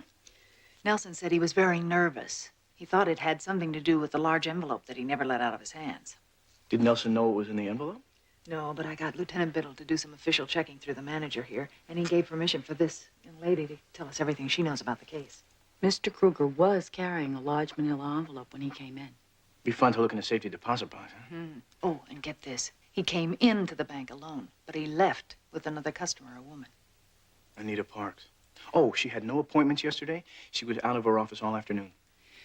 Well, the woman was the right size, but she was a blonde, was wearing dark glasses.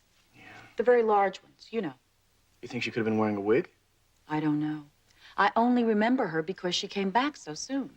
You mean after they left? No, right after Mr. Kruger got here. You see, she'd only rented her safe deposit box an hour before. Can you give us her name and address? No, I'm not supposed to do that. Probably a phony anyway. But I think I know a way we can prove that. Meet me back here at 2:30.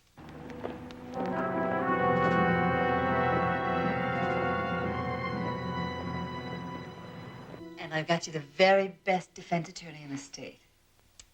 Oh, Anita, what would I do without you? Oh, come on, just try not to worry, okay? Oh, listen, would you have the lawyer talk to Betty Jones? Sure, but why?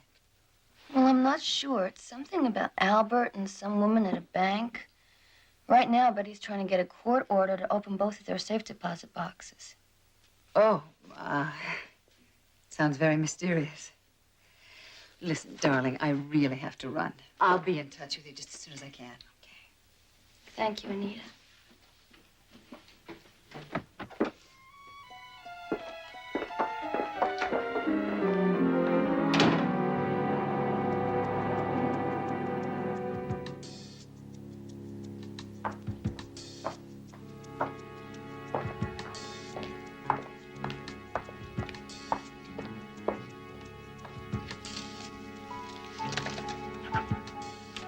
Nice to see you today.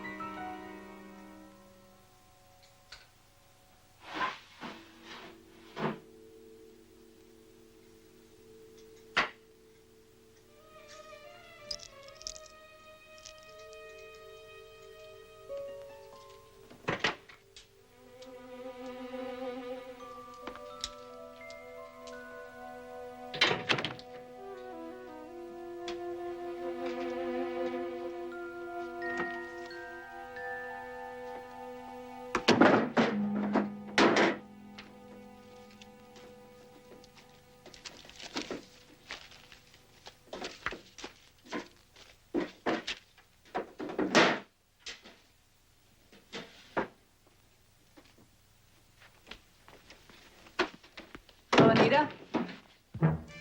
I'm sure the police would like to see what's in your bag. Get out of my way. Hello!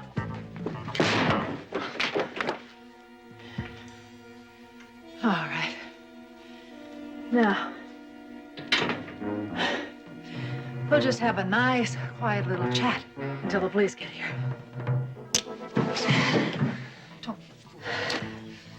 to get in my way. She's got a knife. Let me in. Buzz me in. Do it. Come on.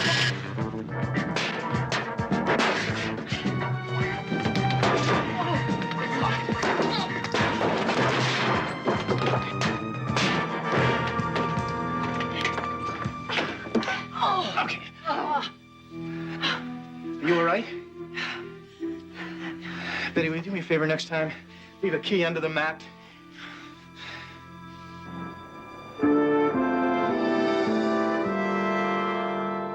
So, after they found the powder-burned towel in Anita's car, there was nothing left for her to do but confess.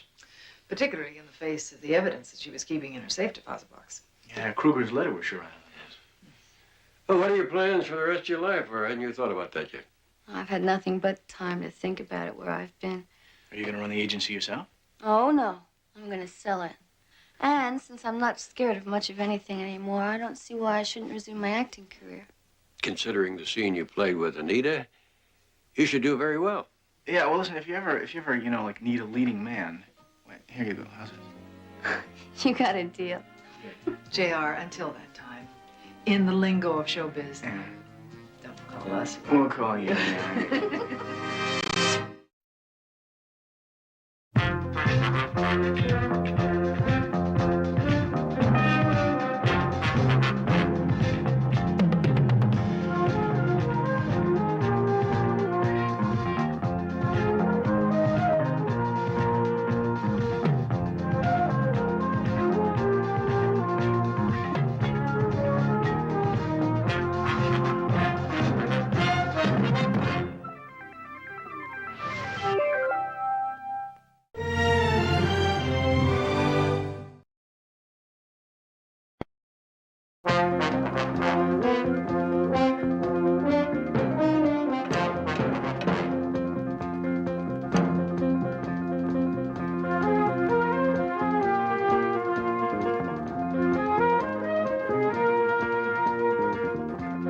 Barnaby Jones, a Quinn Martin production, starring Buddy Ebsen, also starring Lee Merriweather, Mark Shera, with guest stars Vera Miles, John David Carson, Deborah White, John McLeod, with special guest star Salome Jens. Tonight's episode, The Reincarnation.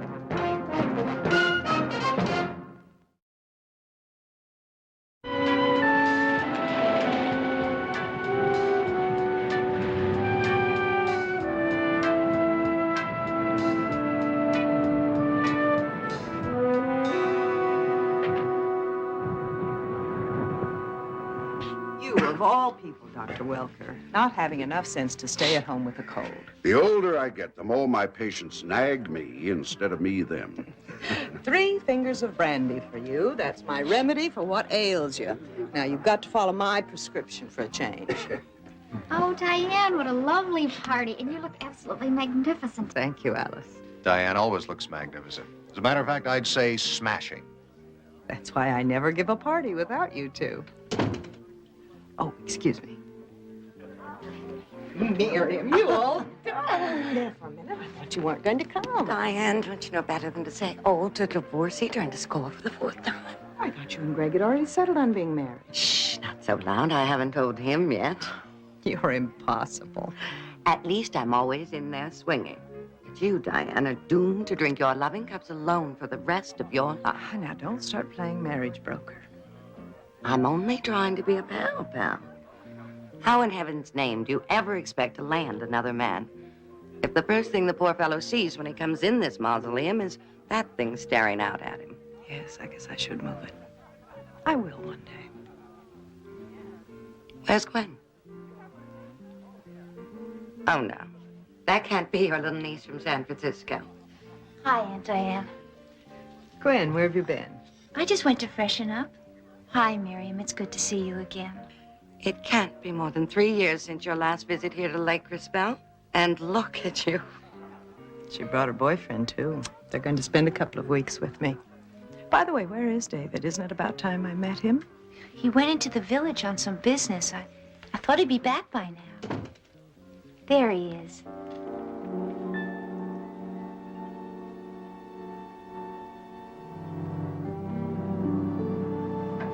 Hi. Sorry I'm late. You must be Diane. Yes. Gwen has told me so much about you. I feel like we've known each other for a long time.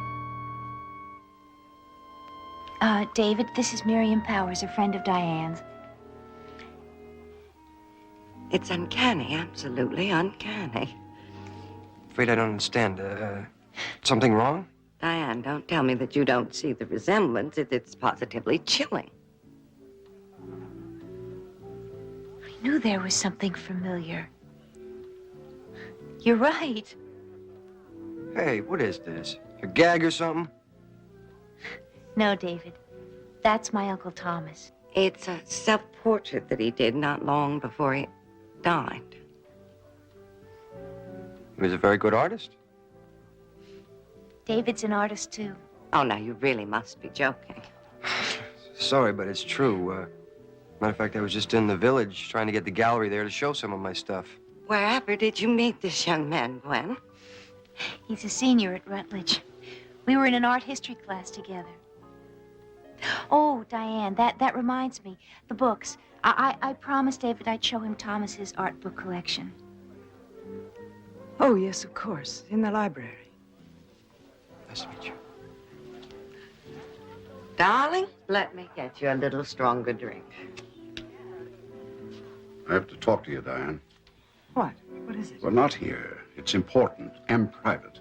Well, let me freshen up. I'll meet you outside. Alice, Seth, I want you to meet a very dear friend of mine, Joseph. Oh, Miriam, you've done it again.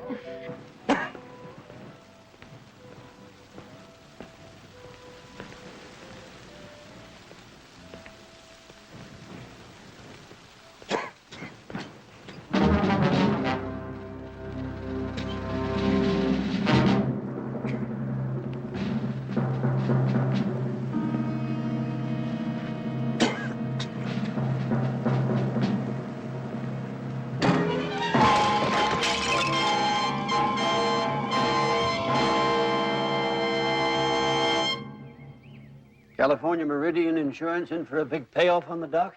With the double indemnity clause for accidental deaths, $200,000. Oh, Doc, he didn't have an enemy in the world. All I'm trying to say is, it's almighty puzzling. Look, I've got a squad meeting, so if you don't need me... Sure, we'll just poke around a little longer. If you come up with something, let me know.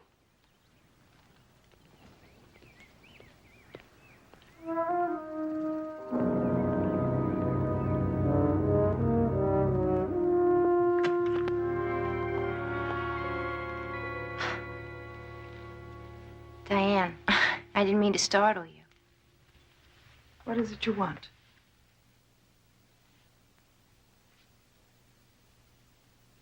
There's some people downstairs. Outside. Sheriff Anderson said there would be some investigators from the insurance company. This is where it happened, isn't it? You've never been in the studio before? No.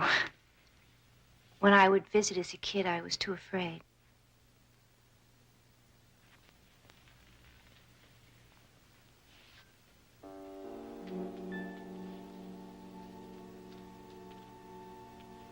Thomas was working on that the night he was murdered, 20 years ago. Such awful memories. Why don't you change it? Redecorate. It's Dave. Diane, you don't really think David looks that much like Thomas, do you? What's wrong with that? Thomas was my whole life.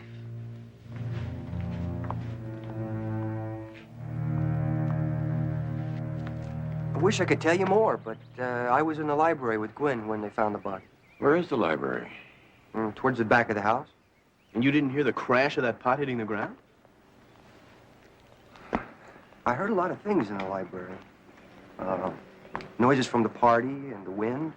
Anyway, the library is on the other side of the house, away from where the accident happened. I am Diane Mangus. How do you do, Mr. Jones? How do you do? This is my associate, Jedediah Jones. How do you do? My niece, Gwen Wardlow. Aside from being my personal physician for I can't tell you how long, Dr. Welker was also a very dear friend of mine. So anything I can do to help you with your report, please let me know. Well, just a couple of questions. I understand that you were the last person to talk to the doctor before he went outside. Yes, he said he wanted to talk to me alone. And then 4 or 5 minutes later, you went outside looking for him, according to the report. I had a headache. I went to my room for some aspirin. You have any idea what the doctor wanted to talk to you about? No, he probably just wanted to scold me for not having my yearly physical. Well, thank you very much, Mrs. Mangus. If there's anything else, we'll be in touch with you. Anytime.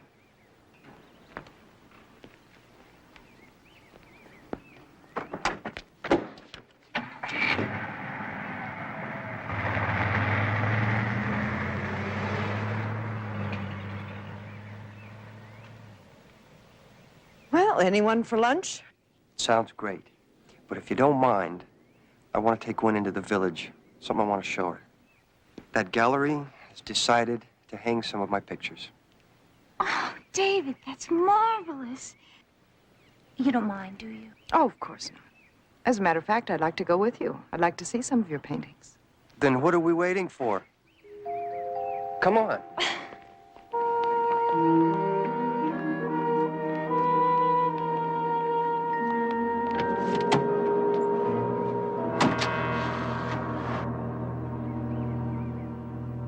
Miss Wilson. David!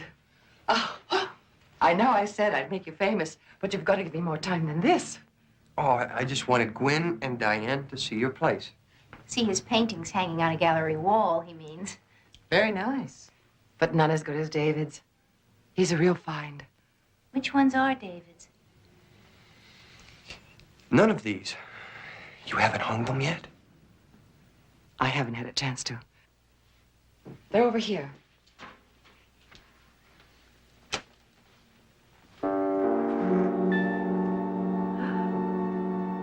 Superb, isn't it?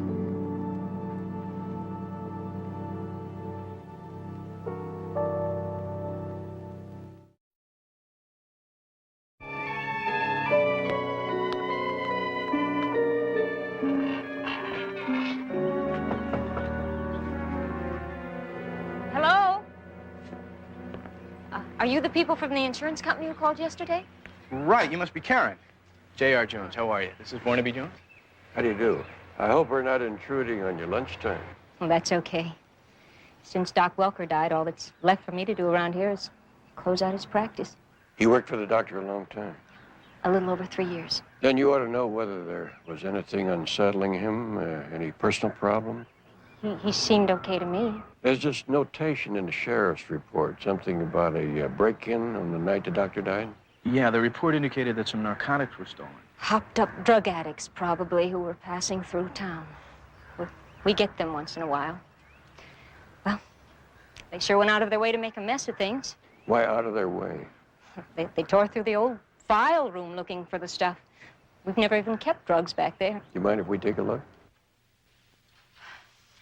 I guess I should clean it out, but with the sheriff and his men checking, I didn't want to destroy any evidence. If it was a drug addict who broke in, he certainly left a lot of morphine-based drugs behind. Barnaby!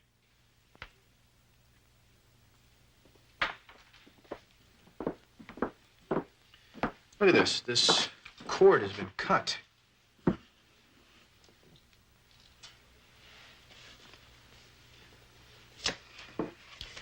Karen, you have any idea who might want to get into these filing cases? They're just medical records from 15 to 20 years old. I wouldn't have the foggiest idea. Yeah, but look what else. See, these case files are numbered here. See? 473, 474, 475, 477. Case file 476 is missing. Old medical record? Why would anybody steal that? 15, 20 years ago. About the time of that unsolved murder. Thomas Mangus. There's got to be a connection here, Barnaby. Bears looking at them.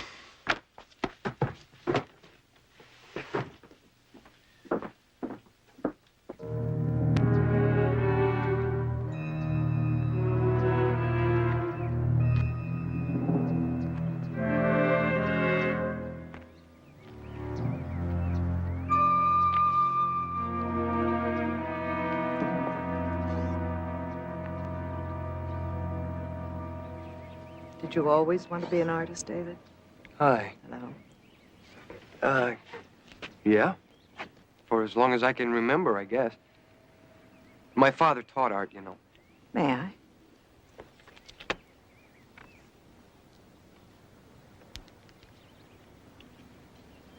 Where's Gwen? Oh, she's in the village doing some shopping. Diane. I seem to have opened some old wounds. I'm sorry if I've upset you. Because you look like Thomas. He was a very handsome man. You should consider it a compliment to be compared to him. Yeah, but, paint like him, too. Sort of shakes a fella up. Are you sure you've never been to Lake Crispell before? Mm-mm. Never. The flowers in the painting in the gallery, they seem to grow mostly around here. Have you seen them in a book or photograph? I might have. Maybe I saw them in a dream. A dream? Mm-hmm. Sometimes I see things in dreams. Don't know how to explain it, but I do. Oh, yeah. Do your headaches always bother you so much? But they pass. Here, just relax. I haven't done this for anybody for a long time. Not since...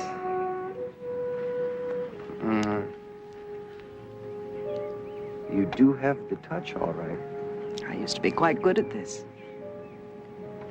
About those dreams, when did you see the flowers first? Was it a long time ago? I don't know.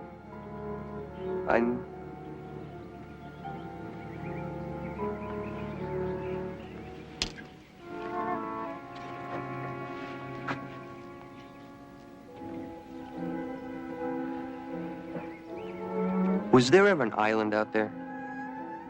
No, why? In this one dream, I remember I saw a lake. Flowers. Yeah. They were growing wild on an island in the lake. And there was an odd rock formation. And a large tree. And the tree, did it hang out over the lake? And it had a swing on it. No. It was an old tire hanging from a rope, hanging from a tree. So the swimmers could swing out and drop themselves into the lake. That's Boulder Point. And it wasn't an island. It was a piece of land that jutted out into the lake over there. Where? I don't see it. Well, it's not there now. They removed it to widen the lake, but that was 18 years ago. How could you have known that? I don't know. Hey, are you all right? Just cold.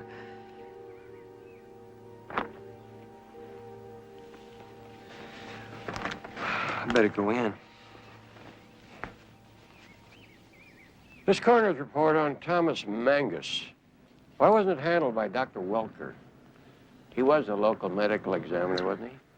Well, if I remember correctly, we farmed that autopsy out to the coroner at San Bernardino. Doc was out of town at the time. Well, then the missing report from Dr. Welker's office couldn't have been about the Mangus murder. Right. Anyhow, there's nothing unusual about a doctor or his nurse taking a patient's file out of the record for some reason and then forgetting to put it back in the right place. Who was his nurse in those days? Barnaby, you really put a man's memory to the test. Connie Graham. She's retired. Moved away from these parts years ago. You know anybody who might be able to find her? Well, Rose McCarty might. They were pretty close friends. Is she still in town? Yeah, works in the library. Right across that way. I think I'll go have a talk with her. Thank you, Sheriff.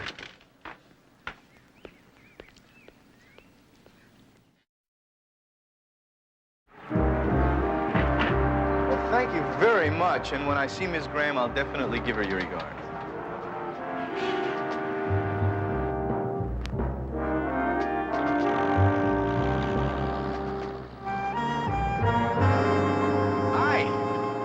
Need some help?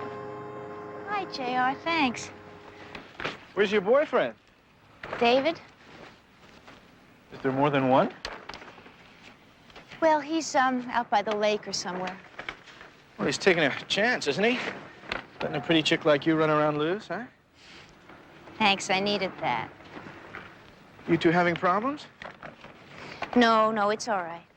Well, that reminds me. A friend of your aunt's, Miriam Powers, mentioned something about David looking exactly like a portrait of Thomas Mangus. What is that about?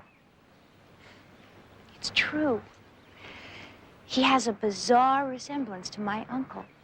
So much so it freaked out a few people at the party. Really? What's more, David even paints like my uncle. He paints like him? He has a painting hanging over there at the village gallery that is the exact twin of the one my uncle was painting the night he was murdered. That is bizarre. What does your aunt think about all this?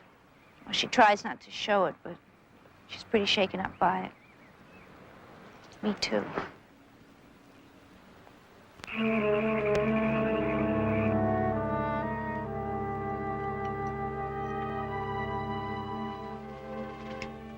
Diana, I've been thinking, maybe, David and I should fold up our tent and move on. Leave? Why? Well, with the maid being sick and all, it's just been too much work for you. Maybe we could go to Yosemite, spend the rest of the summer backpacking. Well, whatever you and David want. You're no problem as far as I'm concerned. We'll talk about it later, okay? Yeah, sure.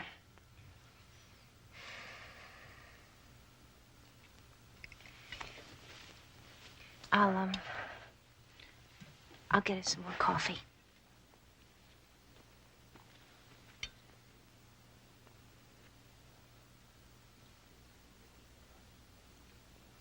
Maybe she's right.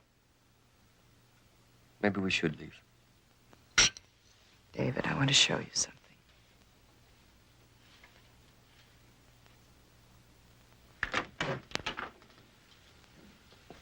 Come in. I want to see what you think of this. If you decide to stay here, this could be your studio. Would you like that? The flowers of Xanadu. How could you know that's what Thomas named it?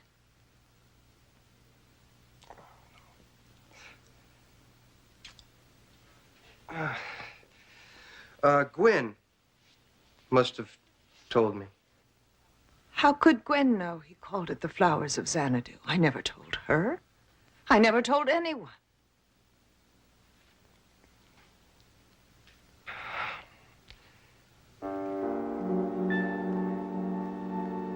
David, how did you know?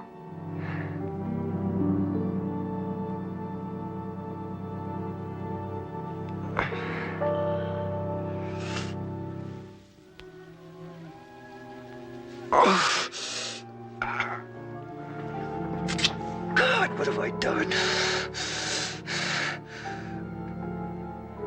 What is it?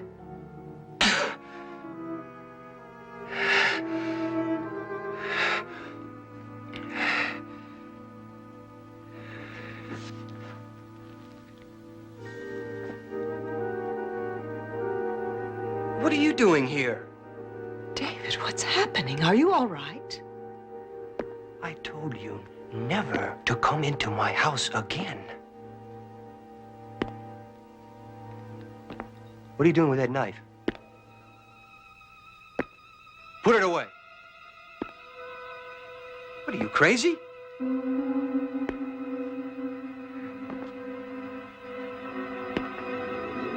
No. No! No.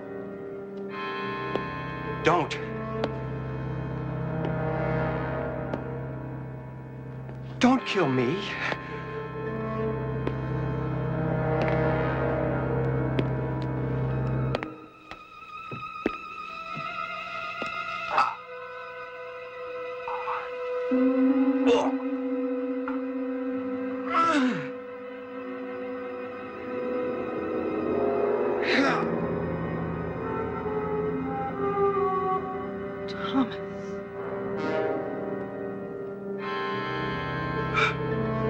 Thomas. It's all right. You're safe now. Who was it? Could you see who it was?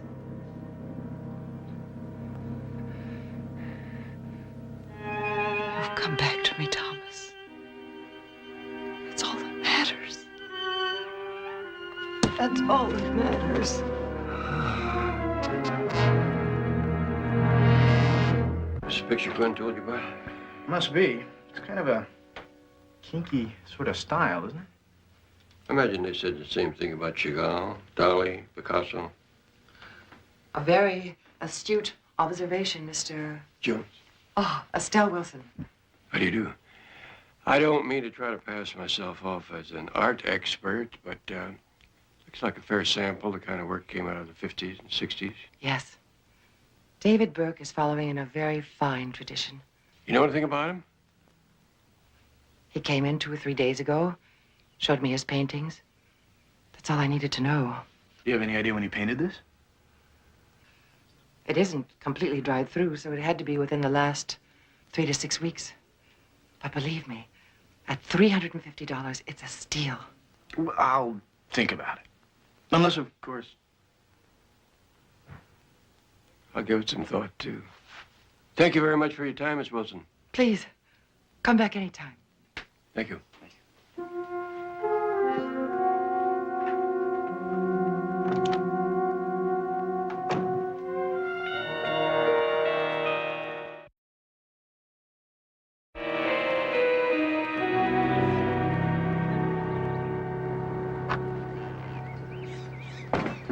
Did it.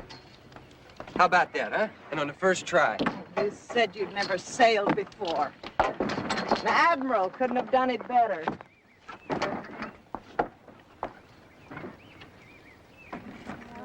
No, Diane.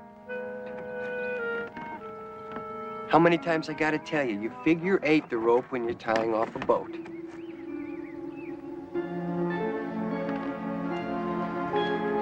Yes, Thomas, a figure 8. You always told me that. Diane, this is all getting a little out of hand, isn't it? Please don't. This has been one of the most wonderful days of my life. Don't spoil it for me. It's been a really marvelous day for me, too. After what happened last night, There you go again. Come on, Diane. People are not reborn. Well, spiritually, maybe, but not physically. I mean, this reincarnation stuff it's a heavy trip. Tell me something. Do you like being with me? Yes, very much. And are you? So it doesn't really make any difference who I think you are, does it? Yes, it does. Because whatever happens, I want it to be me. It is you.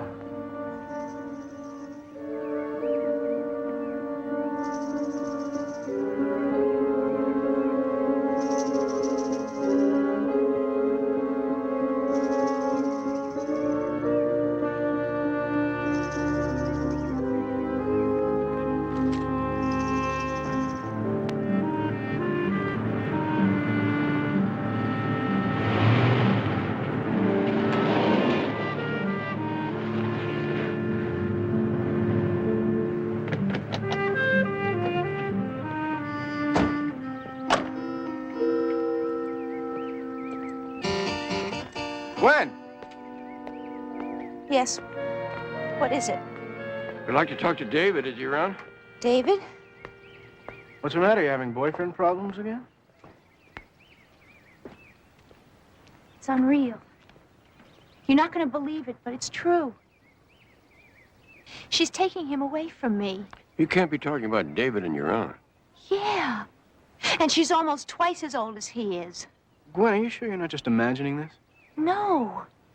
Diane's living in some sort of a fantasy world. Honestly, she actually believes that David is the reincarnation of Thomas Mangus. Now, if that isn't the most unreal thing you've ever heard, I don't know what is. Gwen! We should have the common decency to keep family matters inside the family instead of discussing it with strangers. You wanted to talk to me, Mr. Jones? Well, actually, we wanted to talk to David. Yeah, what we'd like to do is nail down exactly where everybody was at the time of Dr. Welker's death. I've already told you where I was. I was up in the library with Gwen. Yes, a look at the art books. However, when Miriam Powers went by the library about that time, she said that the only person she saw in there was Gwen. Exactly what are you implying by that? Gwen? Is that true, Gwen? Were you with David up until the time you heard about Dr. Welker? No. After a moment, David said his headache was getting worse, and he went to a back bedroom to lie down. He was alone.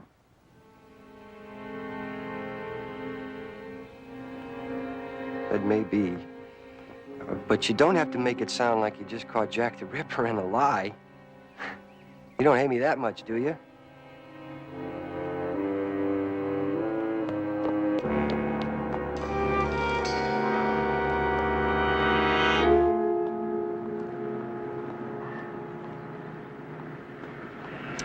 Thank you. Hi. I was beginning to think that perhaps you wouldn't get the message I left for you at the motel. What's the matter? You afraid you wouldn't get here in enough time to pay the check? I see you've gotten rid of your city cough. Isn't it miraculous, Barnaby? I mean, what good mountain air can... Yeah, right. David Burke. Well, actually, there wasn't much to learn about him. Didn't even have a police record? People at Rutledge University come up with anything? Well, they are still checking, but if a Professor Burke ever taught art at the university, they don't have a record of it. Well, something tells me this David guy is a phony baloney all the way. Well, if he is, he certainly was telling the truth about living near the university. His mother just gave up the house that they had rented and moved away a few months ago. Anybody know where she went? I didn't have time to do a follow-up on her. Did you have any better luck with Dr. Welker's old nurse? Got the brass ring there. Connie Graham moved back to live with her sister in Ridge Valley, about 18 miles up the road to Lake Vesper. Let's you and I have a talk with that lady. Jedediah, get on the phone, see if you can get a line on David's mother, where she can be reached. See you later. See ya.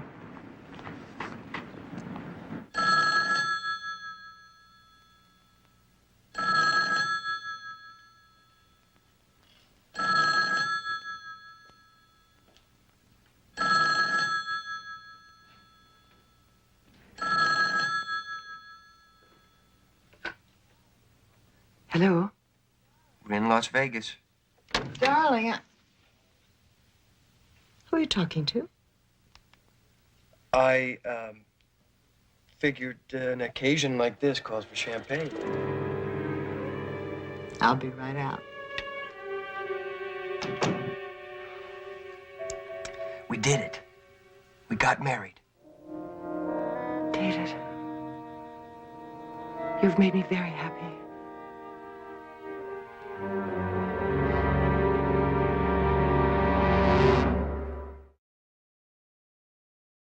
Said he wasn't about to take his clothes off in the presence of a woman, even if I was the doctor's nurse, unless we were on intimate terms. Yes, sir. That Thomas had a way with the girls. Ma'am, we've already established that the missing file had nothing to do with Thomas's murder. Now, can you think of any reason why anyone would have gone to All the trouble of stealing it from the doctor's office? Whatever it is, must have had something to do with Thomas Mangus, either a birth, a death, an accident. Something to do with Thomas. Hold it. Stop the presses. A birth. Yes, that could have been it. This illegitimate baby the doctor delivered. An illegitimate child? What did that have to do with Magnus? He paid for it. Oh. Who was the mother? Poor thing. Her name was Rosalind. Young, 17 or so. A waitress in the village cafe. Was the boy or a girl? A boy. Pretty little fella. Was Mangus the father?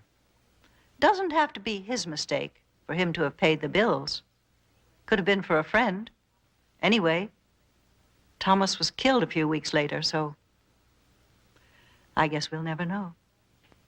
What about the boy and the mother? What happened to them? Well, as soon as she was on her feet, Rosalind took the baby and left town. The shame of it, you know.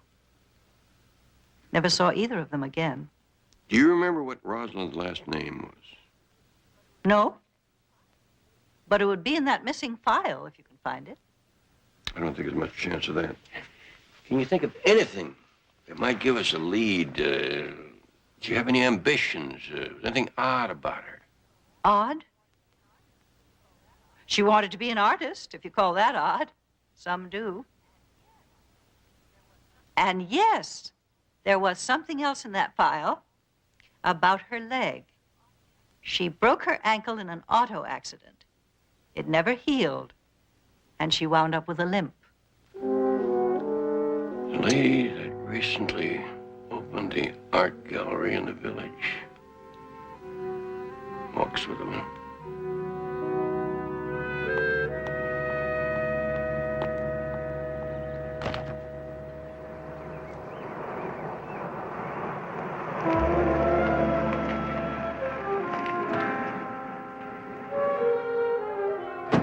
Grand darling. Wish us luck. Wish us mountains of luck.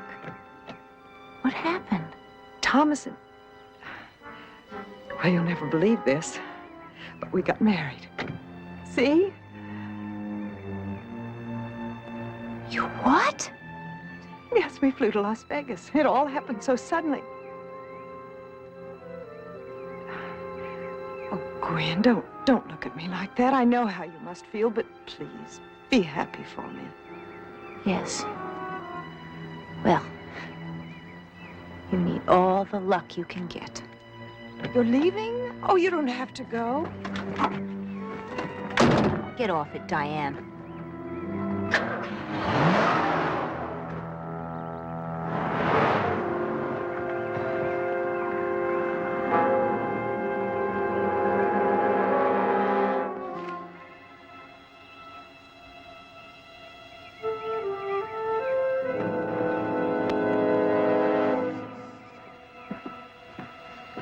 Well, she rents an apartment in the back, but she's just not home now.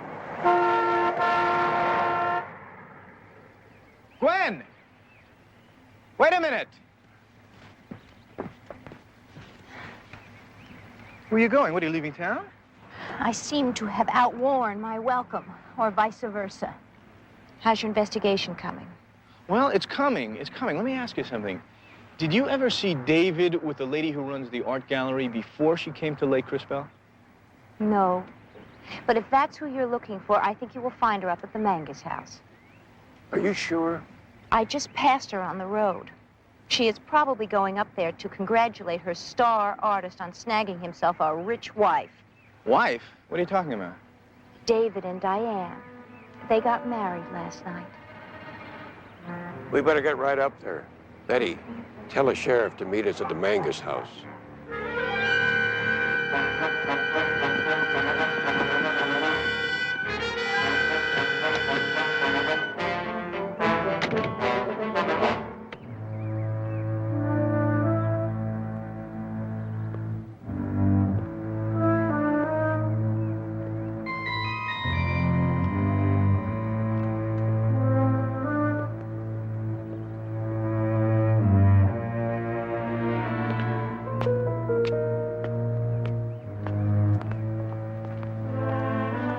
David!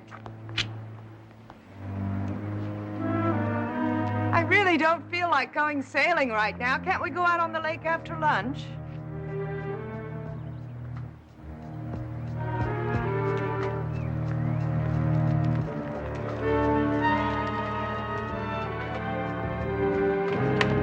Wait for me!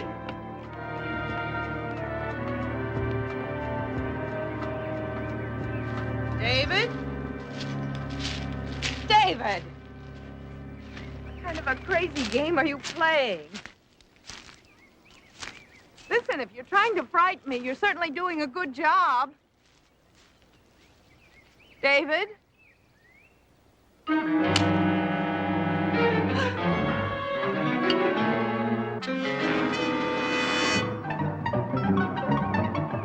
David!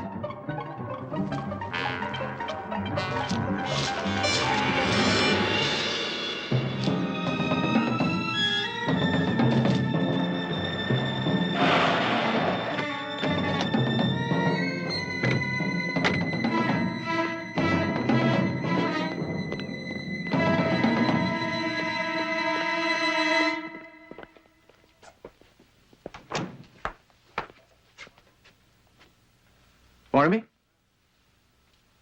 How about that, huh?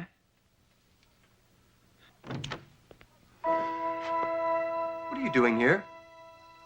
How dare you come into my house uninvited? Where's Diane? I don't know. She's out. With your mother? My what? Rosalind Vickers, a waitress in the village until she changed her name, moved to a house near Rutledge University with her newborn son. We've done a lot of checking, Dave. Get out of my house! All right, just take it easy. It's all right, son. We don't want to harm you. We just want to know where Diane and your mother are. Diane murdered him. And she is going to pay. You believe that Diane murdered your father? Thomas Mangus was your father, wasn't he?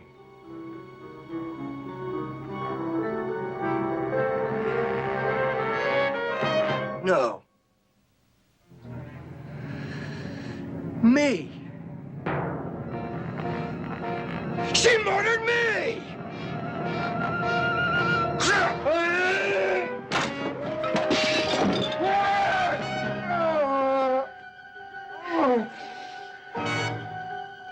All right, Dave, come on.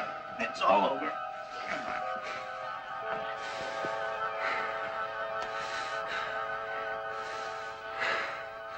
Please, go away. Where are they, David? Barnaby.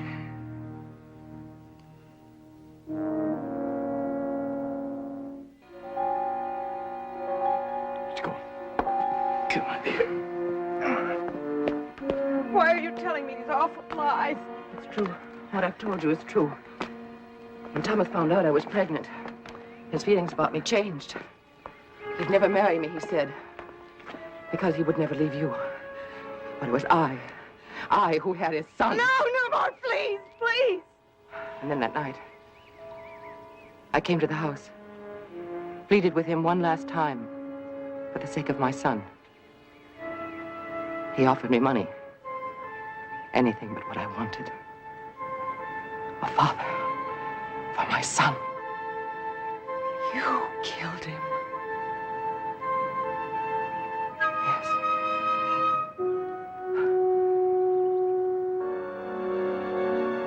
And then as David grew older, I began to see how much like Thomas he looked.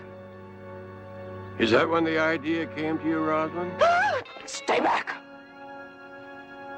Is that when you started filling David's head with dreams of someday claiming his birthright?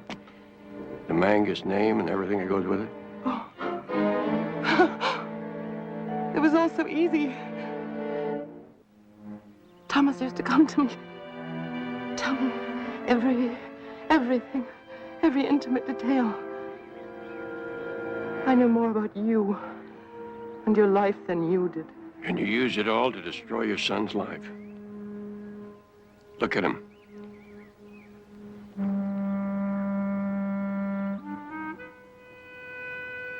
Look what you've done to him. Look what you've made him into.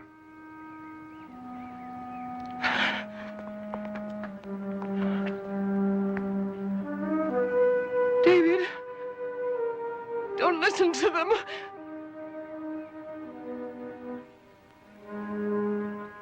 David, I did it for you.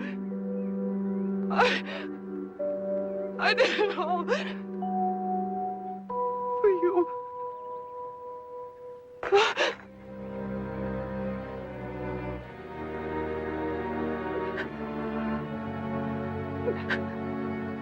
In her statement to the sheriff, David's mother said that on the night of the party, she was standing out here watching. Poor Dr. Welker, why did she have to kill him? Because he was the only one who knew why David looked so much like your husband. And then after that, thinking that there would be an investigation, she broke into the doctor's office and stole the file on David's birth.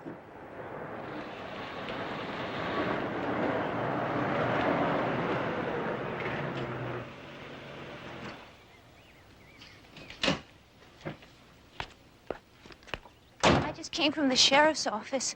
When I heard what happened, I tried to see David, but they wouldn't let me. Gwen, I've treated you so badly. Please forgive me. I understand a lot of things now. I mean, if it's okay with you, I'd like to spend the rest of the summer with you. I'd like that very much. And we'll be leaving you both in good hands. Each other's. Thank you, Mr. Jones. Thank you both.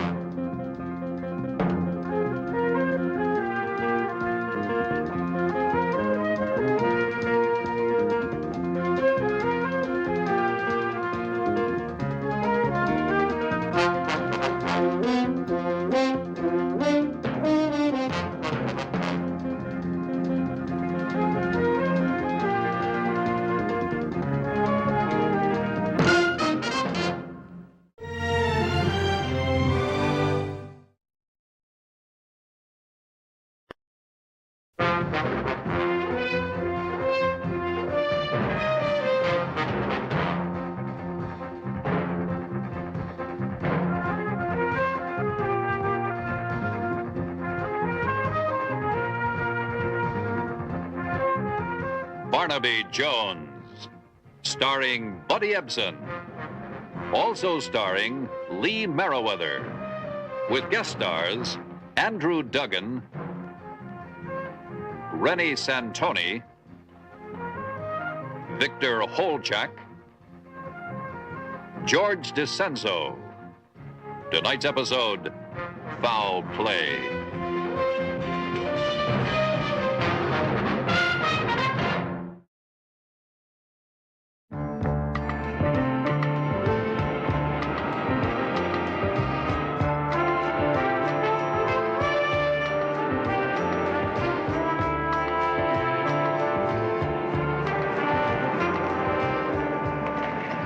A friend of mine behind me. Let him come through.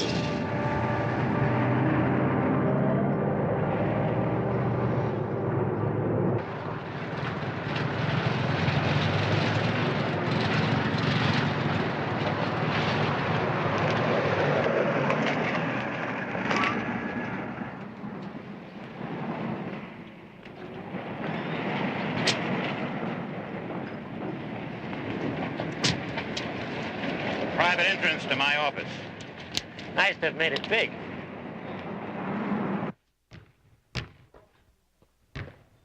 Tony? They still working out? I think they're almost finished, Mr. Sanderson. Coach Gorman asked me to get his briefcase from his car. Well, when Frankie's through on the court, tell him I want to see him in my office. Got it? Yes, sir.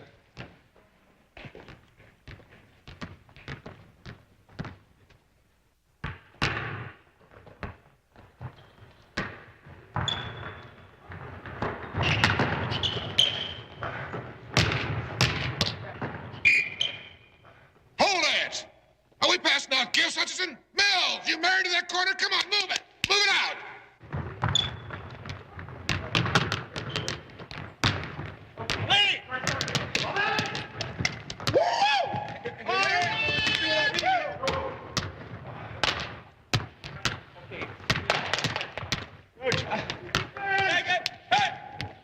All right.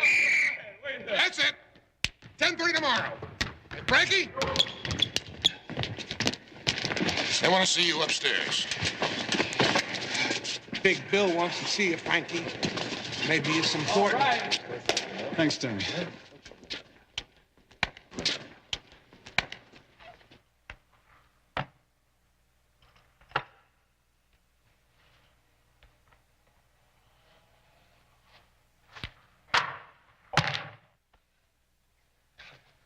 That old Santos touch.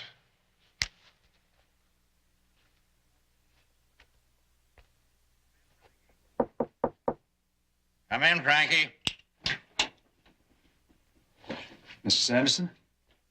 Close the door. Frankie, I'm a man that levels with his players, and I expect to be treated the same way.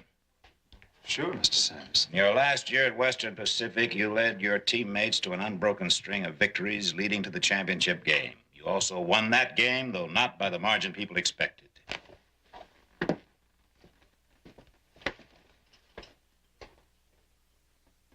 Did you deliberately shave points? Did you, Frankie? Did you try just a little bit less in that fourth quarter? Mr. Sanderson, I won't use such information against you, but I have to have the truth. My sister, she practically put me through school, Mr. Sanderson. And when Alan, it's my brother-in-law, Alan Bailey, made this really stupid bet, I bailed him out, sir. We won the game by a few points less, and it saved him. Sir, my sister... I don't want to hear any more. As far as I'm concerned, the subject is closed, never to be opened again. I swear I to you, don't want to Mr. hear. You keep your mind on the playoffs and nothing else. Now go on.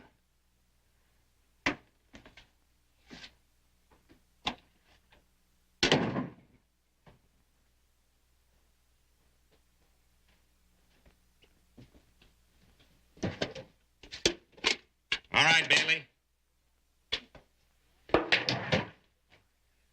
My wife's baby brother never could lie. Name what you want, and hear me clear. You cheap punk, if ever I see... Mr. Sanderson, you got it wrong. Cash isn't doing me any good. You told me you had information that could destroy my star athlete. Well, I agree you have that information. Now, how much do you want? It's not cash, Mr. Sanderson. I got in so deep, I made promises. They asked if I could deliver Frankie. I said yes. You said you could deliver your own brother-in-law to throw one of my games? I was ready to say anything. My skin on the line. Now I know I never could talk to Frankie again about shaving points. But I figured talking to you, get the same job done. You're a heavy favorite to sweep the playoffs. So sweep, but give the crowd a run for their money. You get a little ahead, yank Frankie from the game. Tell your coach you want him saved as much as possible.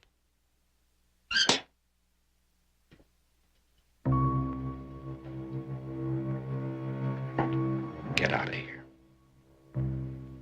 A phone call from me to the commissioner, and Frankie'd be suspended, out of the playoffs. What about your franchise? What about it? Well, all I have to do is say I reported a player's past misconduct to you. You're keeping it quiet. You'd lose your franchise. Great.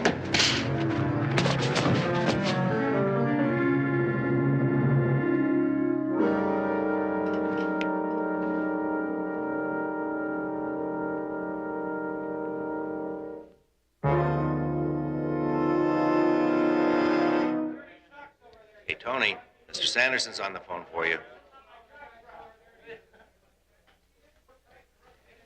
Hello, Mr. Sanderson. Tony, when you get through in the locker room, go out and grab a bite, and then come back here at, well, make it 8 o'clock. I need a hand with something. Well, I could come over there now, Mr. I don't need you now. You go have your dinner and be back here exactly at 8 o'clock.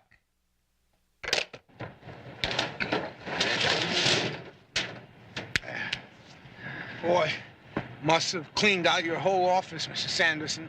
No, just some books I've collected over the years. Tony, I need a favor. I hate to ask it. Hey, Mr. Sanderson, come on. Take me 100 years to pay back the favors I owe you. You know where North Valley Canyon is? About 2 miles this side of my place. Oh, yeah, sure, I know. Well, I want you to take that car there, drive it into the brush, and lose it. Must be dozens of cars rusting away there. You think you can handle it? Oh, it doesn't look that old, Mr. Sanderson. Was involved in a hit and run. Oh, no injuries. Just a scraped fender. But my nephew, age 16, with just about that many traffic violations, well, if the police found that car, he'd be up the creek. Kids. Take the far gate so the guard won't recognize you. And wipe all the fingerprints off after you've ditched it. And get rid of the plates. Yes, sir.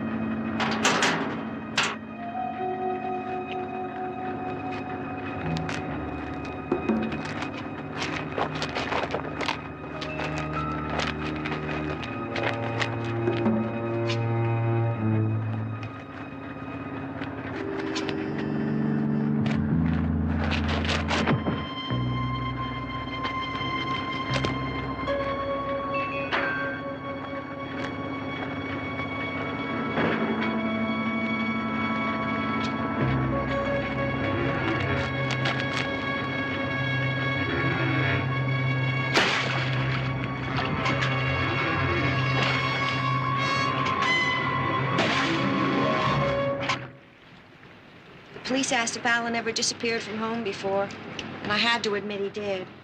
Those times he took off for Las Vegas? He'd be gone for days at a time, but he would always call me. Now, it's 3 days in those phone calls for him. Any name given with the code? None. And last night, I'm positive that car driving past this house was watching. Oh, my. You're not doing well at all, are you? You know, you remind me of a teacher I once had. She had a theory that if you took 2 identical plants and you fed them and watered them both the same, and you whispered sweet nothings to one of them, it would do better than the other one. Oh, I also believe in plants being living, feeling things. Don't you, Mr. Jones? Well, I'm kind of afraid to. If I did that, I could never walk on the grass again. Hi, sis. Gosh, you know, every time I see you, these plants look better. Frankie, I'm Barnaby Jones. Jones? I hope you don't mind the Frankie, but it feels kind of natural after following your career for so long. Well, I'm always flattered when somebody uses my first name, Mr. Jones. Mr. Jones is the private investigator I told you about, Frankie. Oh, Alan's gonna turn up, sis. He always turns up. Thank you very much, Mrs. Bailey. I think that's all the information I need right now. Good luck on the playoffs, Frankie. Thank you, Mr. Jones. Staying for dinner, hon? No, there's no time. So, has Alan been getting in deep again? I mean, he is bringing his paycheck home. Let's just say I've been managing to pay the bills. Well, I got some things I gotta do. As soon as the playoffs are over, we'll spend some more time together. Okay? Okay, you take care.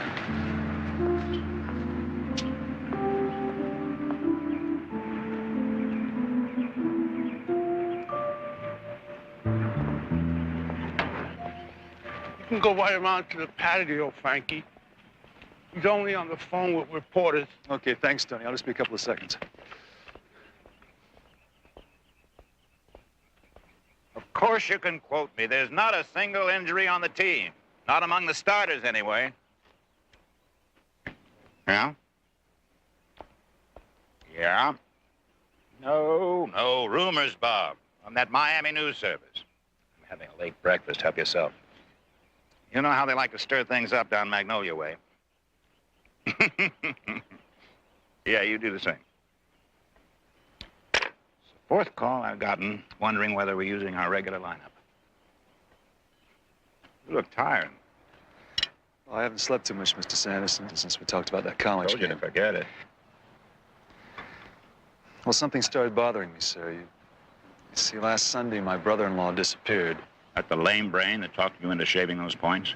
Yeah, my sister's even hired a private detective, a man named Jones, to look for him. Anyway, the thing that bothers me is the fact... You're wondering how I got the story, is that it? It did seem like such a coincidence. Listen, kid. I never met your stupid brother-in-law. I've been meaning to talk to you about that college game for a long time. I'm probably making a big deal out of nothing here. I know that, but... Miss Anderson. Oh, hello, Dave. This is Chadwick, Omaha Post. I'm going to be quite a while. Who said the franchise is for sale? Where'd you get that fairy tale? No, I'm not saying I didn't get an offer, but I'm just saying the Wildcats are not for sale.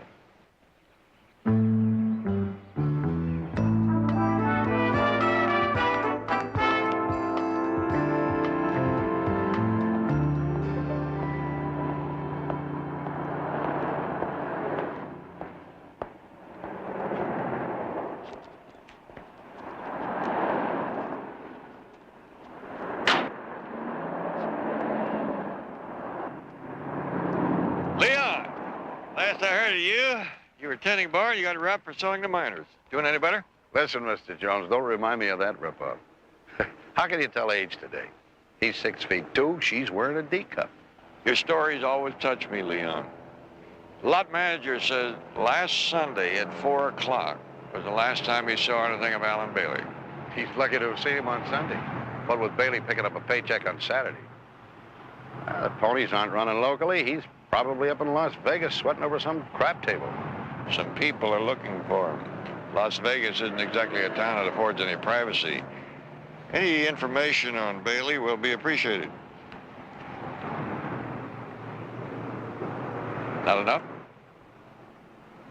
Figured maybe I'd earn it now. You, see that convertible sitting at the curb? Look, but don't let him see you. It's one of Cy Landau's boys. Stopped in here Monday looking for Alan Bailey and has been warming that curb ever since. Cy Landau? Why is a big-time gambler looking for Penny Ante Alan Bailey? Bailey's maybe tin horn, but he is the brother-in-law of the Wildcat star player.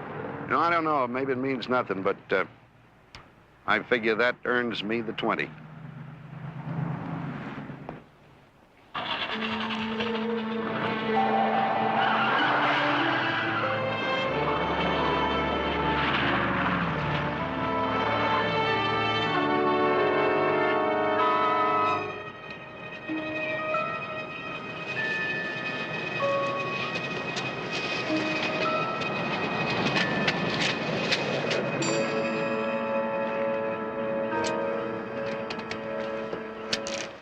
Beautiful day, huh?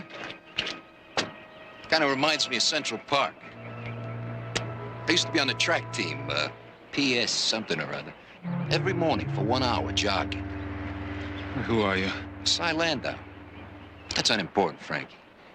Hey, listen, did your brother-in-law talk to you? I haven't seen him. Yeah, that's the word around town. He skipped. Well, it doesn't change things, Frankie. You see, he said he had you in his pocket, so we invested accordingly. Look, I don't know what you're talking about. I got another 2 miles to run here. Kid, I don't like debates. They give you nothing but a sore throat. It's in your lap. Your brother-in-law spoke for you. He said he had you all tied up with a nice pink ribbon. Now, look, fella. No, you look. And you listen. You're gonna bring this first game in under 6 points, Frankie. You're just the guy who can do it. You proved it in your last year college game, according to Alan Bailey. Good old Alan. Under 6 points, Frankie. Be a hero, win the game. But over 6, break a leg, kid. That's an old show business expression. It means good luck.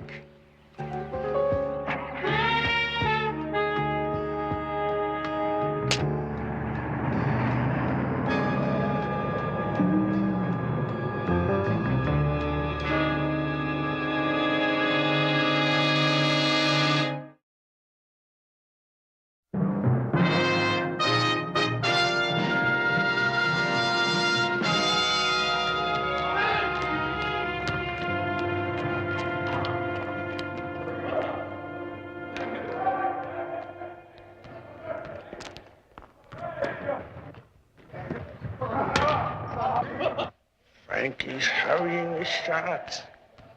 Tony Santos? I'm Barnaby Jones.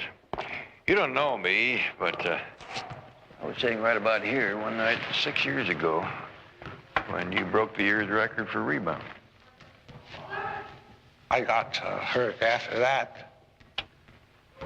I know you're a friend of Frankie's, and I thought maybe you could help me answer a couple of questions. I'm looking for his brother-in-law, Alan Bailey. I'm not sure I ever met him. Well, maybe this would help you refresh your memory. Oh, sure. But I didn't know he was Frankie's brother-in-law. I saw him with Mr. Sanderson last, I think it was Sunday. That's it, Sunday. About what time? Well, practice breaks at 5. It was 5 o'clock. Tony, when you get the time, would you take my car over to a station and have the starter checked out? Oh, sure, I can do that right now, Mr. Sanderson. Oh, it was nice meeting you, Mr. Jones. It's my pleasure, Tony. Jones. Bill Sanderson, Mr. Jones. Oh, howdy. I heard Frankie mention that his sister had hired you to locate Al Bailey. Any luck? Well, the manager of the car lot where Bailey's been working said he hadn't seen him since 4 o'clock on Sunday, but I just heard that you'd seen him since then. Yeah, about 5 o'clock. He spent quite a few minutes in my office trying to convince me that it would be the smart thing for me to go in with him by the car lot he works for. Quite an operator, Mr. Bailey. Well, then I guess we can assume that Bailey left here a little after 5. He might have hung around after that, but I wouldn't know about that.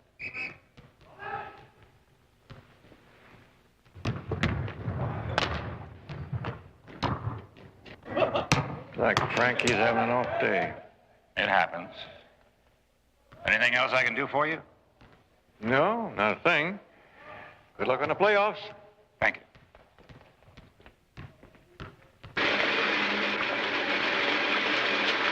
The more this guy Landau talked, the more scared I got.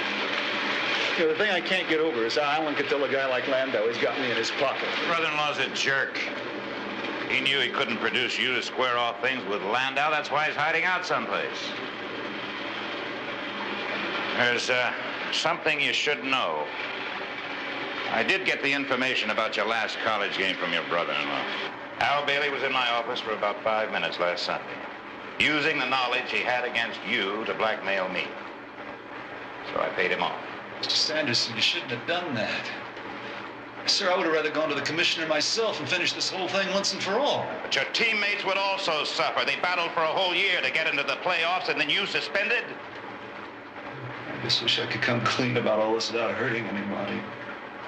This Barnaby Jones, your sister hired, he knows I saw your brother-in-law that Sunday. I told him Bailey was interested in a business proposition, so if Jones asked you, you might say you knew that was on his mind. I can't keep track of the number of things on Alan Bailey's mind, Mr. Sanderson. You leave Landau to me. He's bluffing. He wouldn't dare manhandle an athlete in the public eye.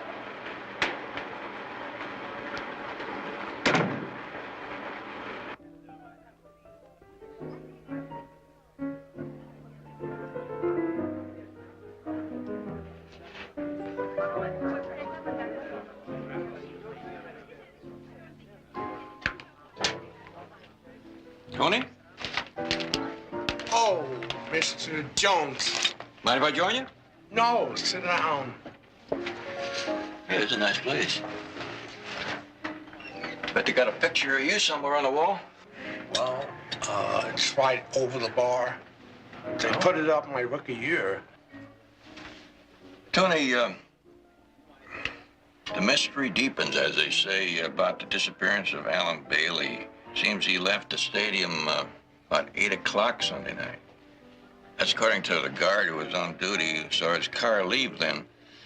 That's 3 hours after he left Mr. Sanderson's office, and I was just wondering whether you might not have seen him somewhere around the stadium, walking, talking to somebody during that time.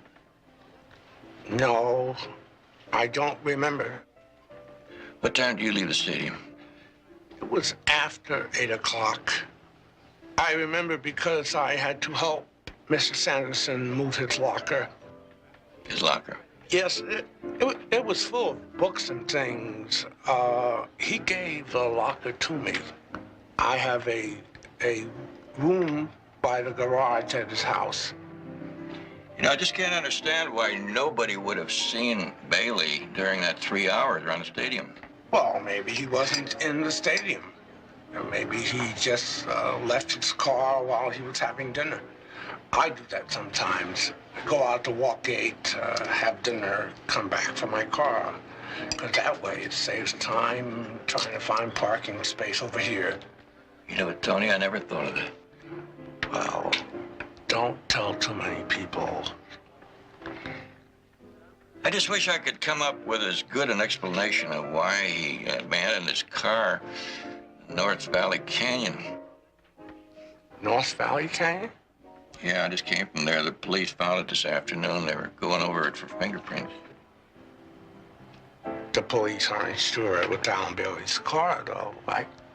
Oh, yeah, they're pretty sure of that, all right. It's the same car he's been driving off that car lot where he works. A yellow Mustang.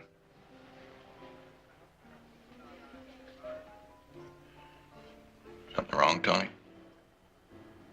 No. Want to tell me about it? Leave me alone. Did I say something to upset you? Please, just leave me alone. Sorry, Tony.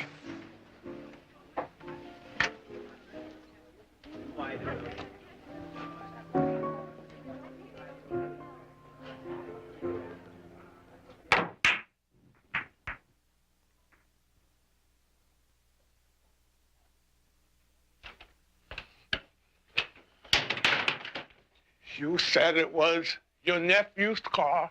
Mr. Jones said it was Alan Bailey's car. Well, what else did Mr. Jones say? Just, it was Bailey's car. They found it in North Valley Canyon. Is that right?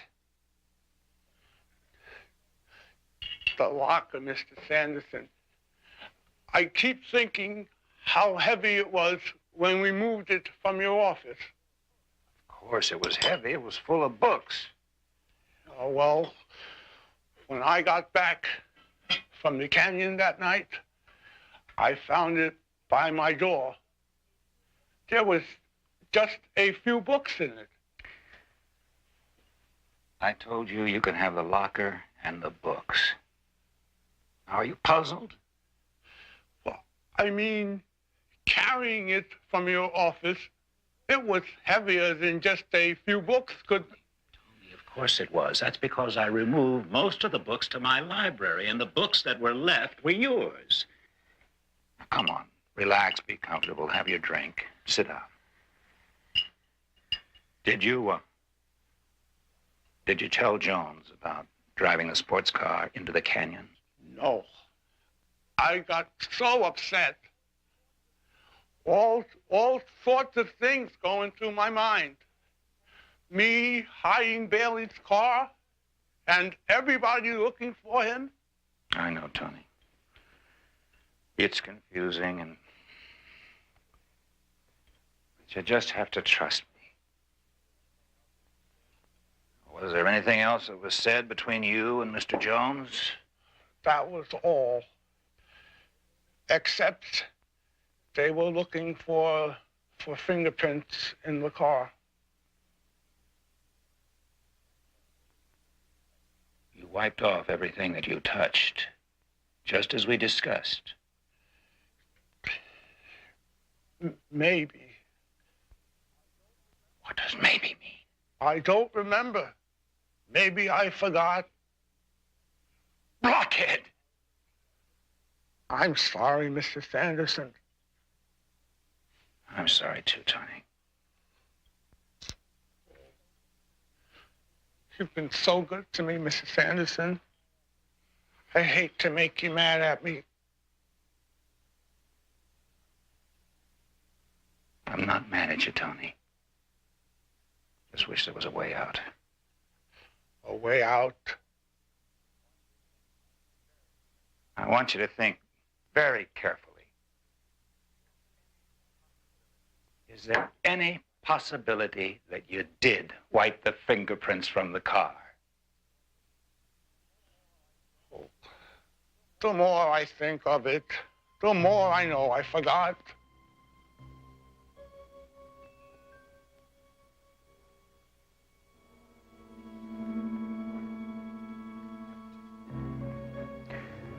Finish your drink. Maybe we can have a game.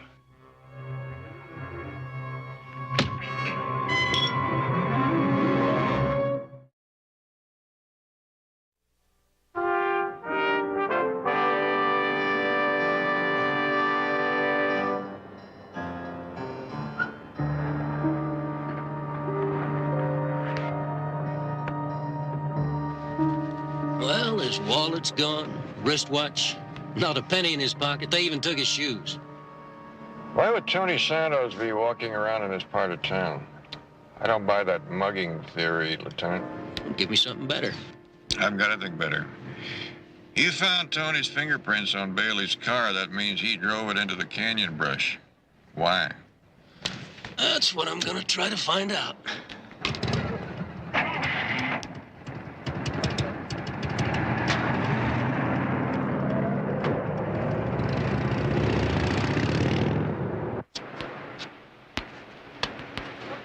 I guess I need a few lessons. Just a matter of keeping your eye on the ball. Watch your forehand. Mr. Sanderson? I wonder if you mind if we had a little talk? Fran, why don't you go up to the house and make yourself a cold drink, and I'll be with you. Make one for me. The usual? Yeah. Okay.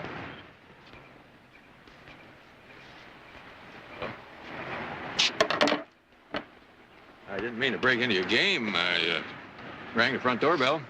Well, I've given the help a few days off. What can I do for you? Well, I figured you'd be the logical one to talk to about Tony Santos. He works for you, lives here. I don't care to discuss Tony Santos. I was shocked by his death, but doubly shocked by the fact the police are trying to tie him to Al Bailey's disappearance. Yes, that is a puzzler. Mr. Sanderson, how do you account for the narrow point spread as quoted by the papers for tonight's game? Gambling doesn't interest me. Well, have you any idea why the local gamblers would be betting that your team won't look up to par tonight? Not a one. Getting back to Alan Bailey. Jones. I don't care to get back to him. But I think everything is just starting to fit together. Bailey disappearance, Santos' death, gamblers betting that your team won't do too well tonight. Maybe they've heard that Frankie Hampton is not so sharp in the practice sessions. I do have a guest waiting. Good luck in the game tonight.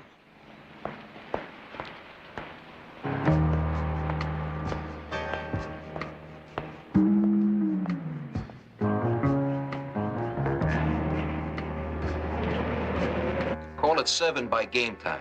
Ask for 8, but you settle for a 6-point spread. Right. And find out if Milwaukee wants to lay anything more off. Yeah, show 'em in. Hey, Bill, how are you? I was going to call you later in the day. Have a cigar. Have you got to any of my players? I didn't think any of them could be bought. How can you be handling the flood of money coming to this city on the narrow spread that you're quoting? Because we're coming to an understanding. You, me. You think I'd ever make any kind of deal with you? Well, perhaps not. I really couldn't care, Bill. You see, I happen to be in that lovely position of having my cake and eating it too. Join me? No. What's that supposed to mean? Well, a certain somebody who happens to be very close to your star player, a brother-in-law, in fact, can testify said star player did some point shaving in his last college game. You're reading me, I believe. Oh, indeed, yes. And how are you producing this brother-in-law with such testimony? Well, I don't think it, Well, I'll be damned. Big Bill knows how to play rough. You and your boys are going to take the biggest bath in the history of the playoffs. But if I catch you close to any of my players again, I'll show you how rough I can play. Wait a minute. You're getting all excited over nothing. You didn't let me finish. I was about to say, I don't think producing Alan Bailey is really necessary. This is just a copy, but the original's locked in my safe. But take a look at it. It's fascinating stuff. Complete sworn statement from Alan Bailey on the points shaved by Frankie Hampton in that college game. We encouraged Bailey to come up with some collateral on his IOUs, so to speak. Hampton can deny it. I can have that report in the commissioner's hands by 2 o'clock this afternoon, and I'll make you a friendly wager. Frankie Hampton will be the first to admit his guilt and gladly take the suspension. What do you want? How much is your franchise worth, Bill? $8, $9 million? I happen to know most of that's on credit. And I think some of your backers might call their notes if they felt the franchise was slipping in value. I said, what do you want? Frankie's the key. Now, you find ways to make him ineffectual tonight. Everybody knows you call the game plan. That coach of yours is a figurehead. So you tell him to press so he builds up the fouls. I mean, I could think of a dozen ways to shave that game tonight.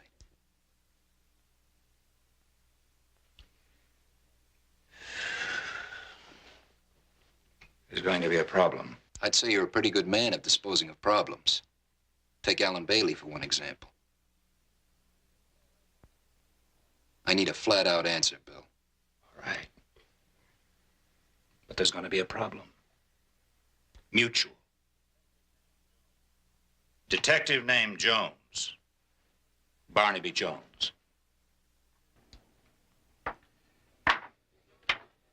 It's like getting hit in the gut, hearing about Tony.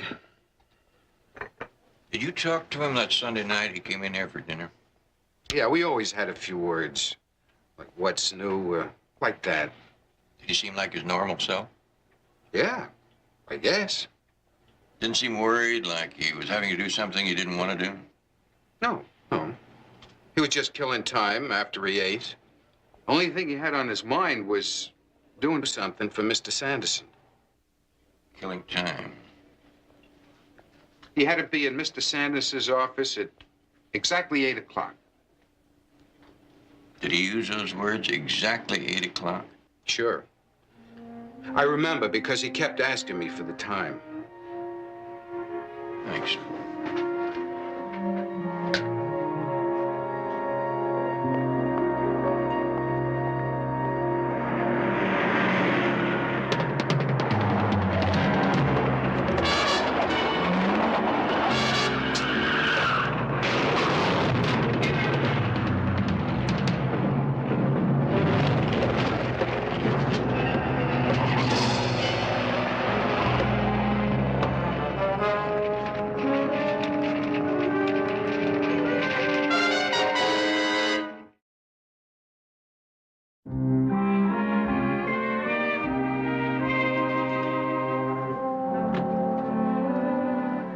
sure you'll find all his things stored in the garage.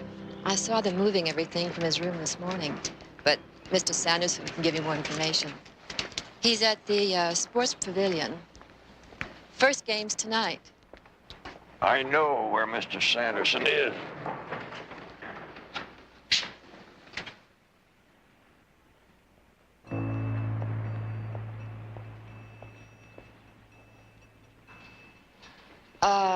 Should you be doing that? I mean, I'm just a guest here, but do you have permission from Mr. Sanderson? No, I don't have permission. There's some people who might say I shouldn't be doing it. Then, why are you doing it? Well, let's just say I lost something. What'd you lose? My temper.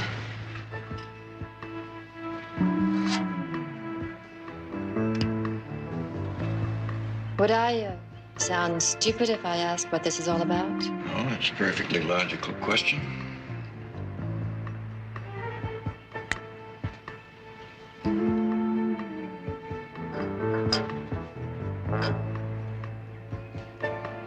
What's that? That? My many years in this business, I got a hunch it's something that belonged to a man I was looking for.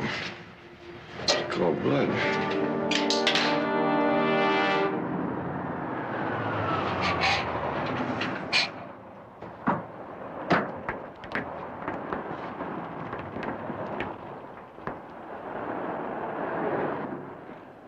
Bill, making a last-minute change just doesn't make sense. If we do what you say, we could blow the game in the first quarter. Trust my instincts, John. We'll be upsetting the whole game plan. Okay.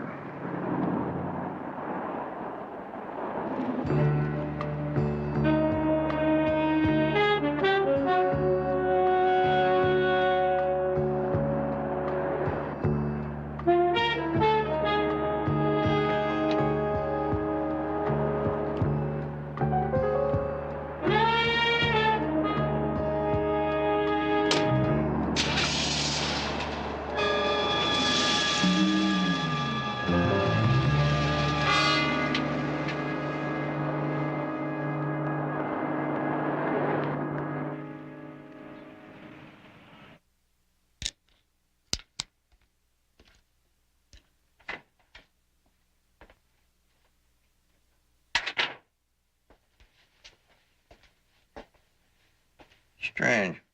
Well, that sounds good for openers. I just took a sample of cement dust from that cement mixer in front of the arena. Doesn't look a thing like the sample I took out of the equipment locker. Well, does that throw out your theory that Bill Sanderson is involved? No. This bolsters my theory that nothing comes easy in this business. What does Bailey have to say? Well, she hasn't received any more phone calls asking about her husband. I think she's expecting the worst. Got every right to. You going to the game? She asked me to go with her. Frankie always sends her 2 tickets. What about you? Well, I think I'll pay a call on Mr. Sanderson in that fancy office of his. Seems like a nice place to see the game, and I might run into some interesting conversation. Weldman's got a step on Hampton, and he lays it in. Looks like the Wildcats are in for a tough night, the way Weldman's taking Hampton apart. Wildcats ball, inbound to Mills. Garbage goes to Sloan. He fires from 20. It's good, 2 for the Wildcats.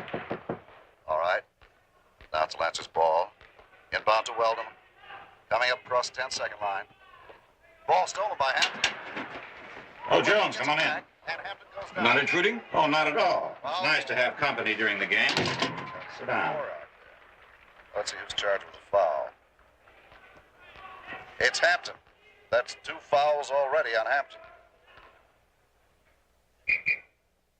All right, Wellman at the line, shooting 1.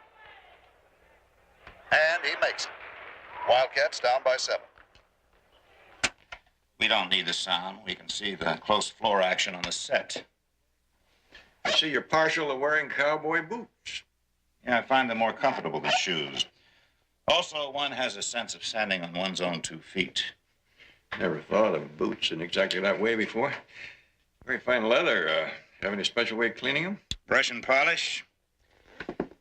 Let's skip the trivia, Jones, and level. The police suspect Tony of performing foul play on one Hal Bailey, but I think you suspect me. You mind telling me why?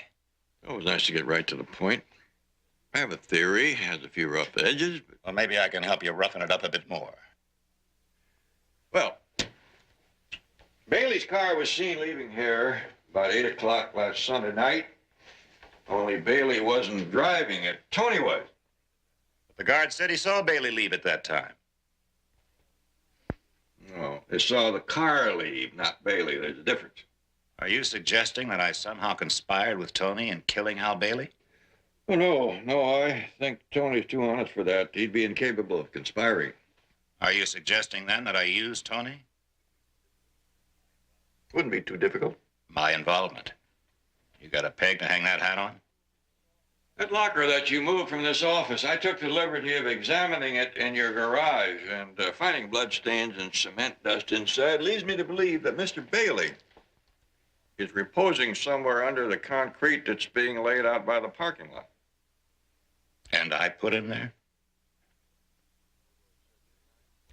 Scoreboard says you're 9 points behind. Does that worry you, Mr. Sanderson? Let me construct a case for you, Jones. Supposing that Hal Bailey was in my office right here at 5 o'clock. We had an argument, and in a fit of passion, I killed him. Although I'm hard put to explain what kind of passion Hal Bailey could arouse in me, but I killed him. Now, the first thing is to get rid of the body. That's a stickler, but...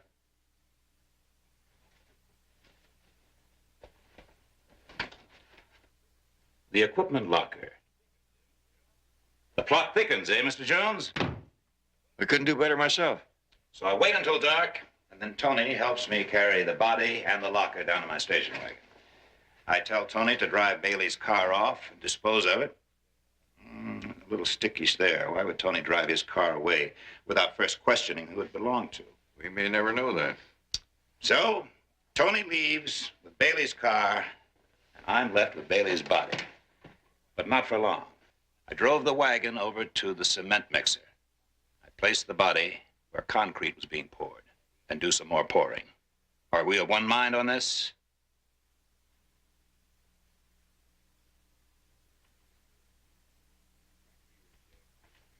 Frankie is loosening up. Your team's only 2 points behind now.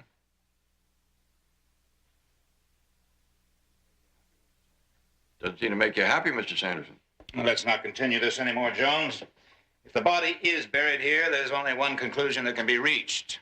Tony sneaked back, on foot, probably after he saw me leave, and disposed of the body. It's a good theory, but I have a better one. You know that it's almost impossible to get rid of cement dust from your shoes? Meaning these boots, and I was wearing them that day, contain traces of cement dust? Jones, you fascinate me. Well, I was hoping I would. I'd be surprised if they didn't contain some small trace of cement dust, seeing as how I was in the area a few days ago watching the men work. Oh, that's enough to blow my whole case, isn't it?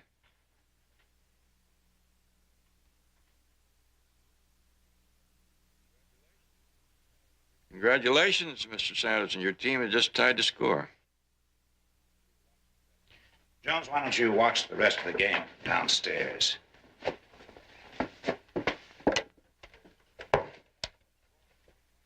Tell Coach Gorman to give Frankie Hampton a rest. Play him in the next quarter.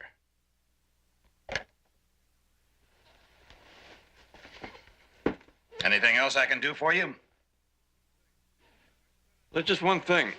I spent an hour over at the National Cement Lab, and the chemist over there tells me that the odds against 2 bags of cement having identical contents are astronomical. Jones, you really make a living doing this? The way the chemist explained it to me, bags of cement are like fingerprints. 1 million hands all looking alike doing the same job, but each fingerprint is just a little bit different. Jones, you are boring me. If a police lab matched chemically the bits of cement in those boots with the cement that's cradling Bailey out by the parking lot, that would prove that you were there last Sunday night working with that cement. Am I still boring you, Mr. Sanders? It may well be that you are walking around on the one piece of evidence that would convict you of the murder.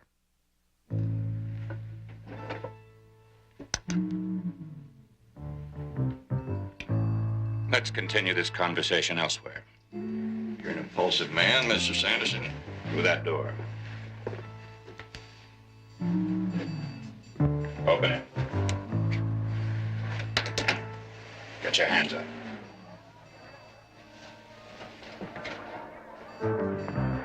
You know, you're shooting with dice belonging to the house, Sanderson. Do I have a choice? Nope. By now, the police ought to have all access to your office covered. That's not even a good bluff. You know, your biggest mistake was in not keeping that door up there locked.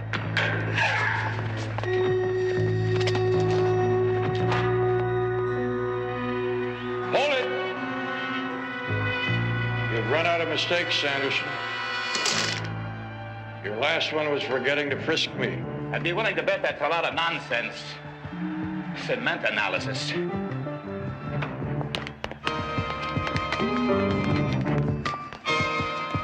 It's surprising how often you've been wrong. Come on.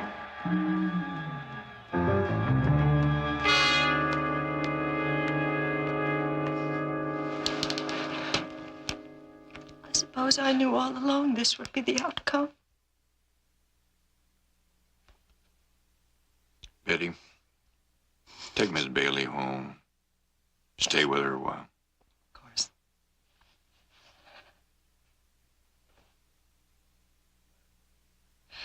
I'm glad it's out in the open now, sis. I've asked to talk to the commissioner, and I'll just take what counts. It's gonna be okay.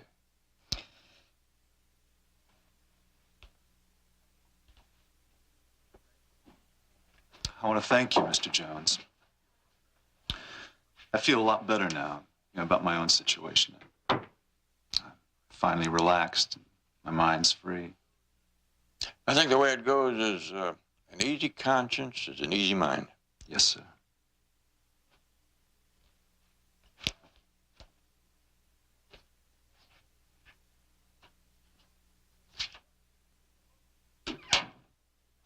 Who's that by? My mother. She used to make up these sayings, tack them up over the fireplace, and we had to memorize them. If we didn't memorize them, we didn't get any dessert. Incidentally, Lieutenant, who won the ballgame? The Wildcats by 8. How do you win these bets, Barnaby? With a crystal ball? This was an emotional bet. I was rooting for Mr. Cy Landau to wind up on the losing side of his point spread. Follow your instincts when they are pure. Another one of Mrs. Jones's over the fireplace. Well, Lieutenant, what fancy restaurant are you going to take me to today?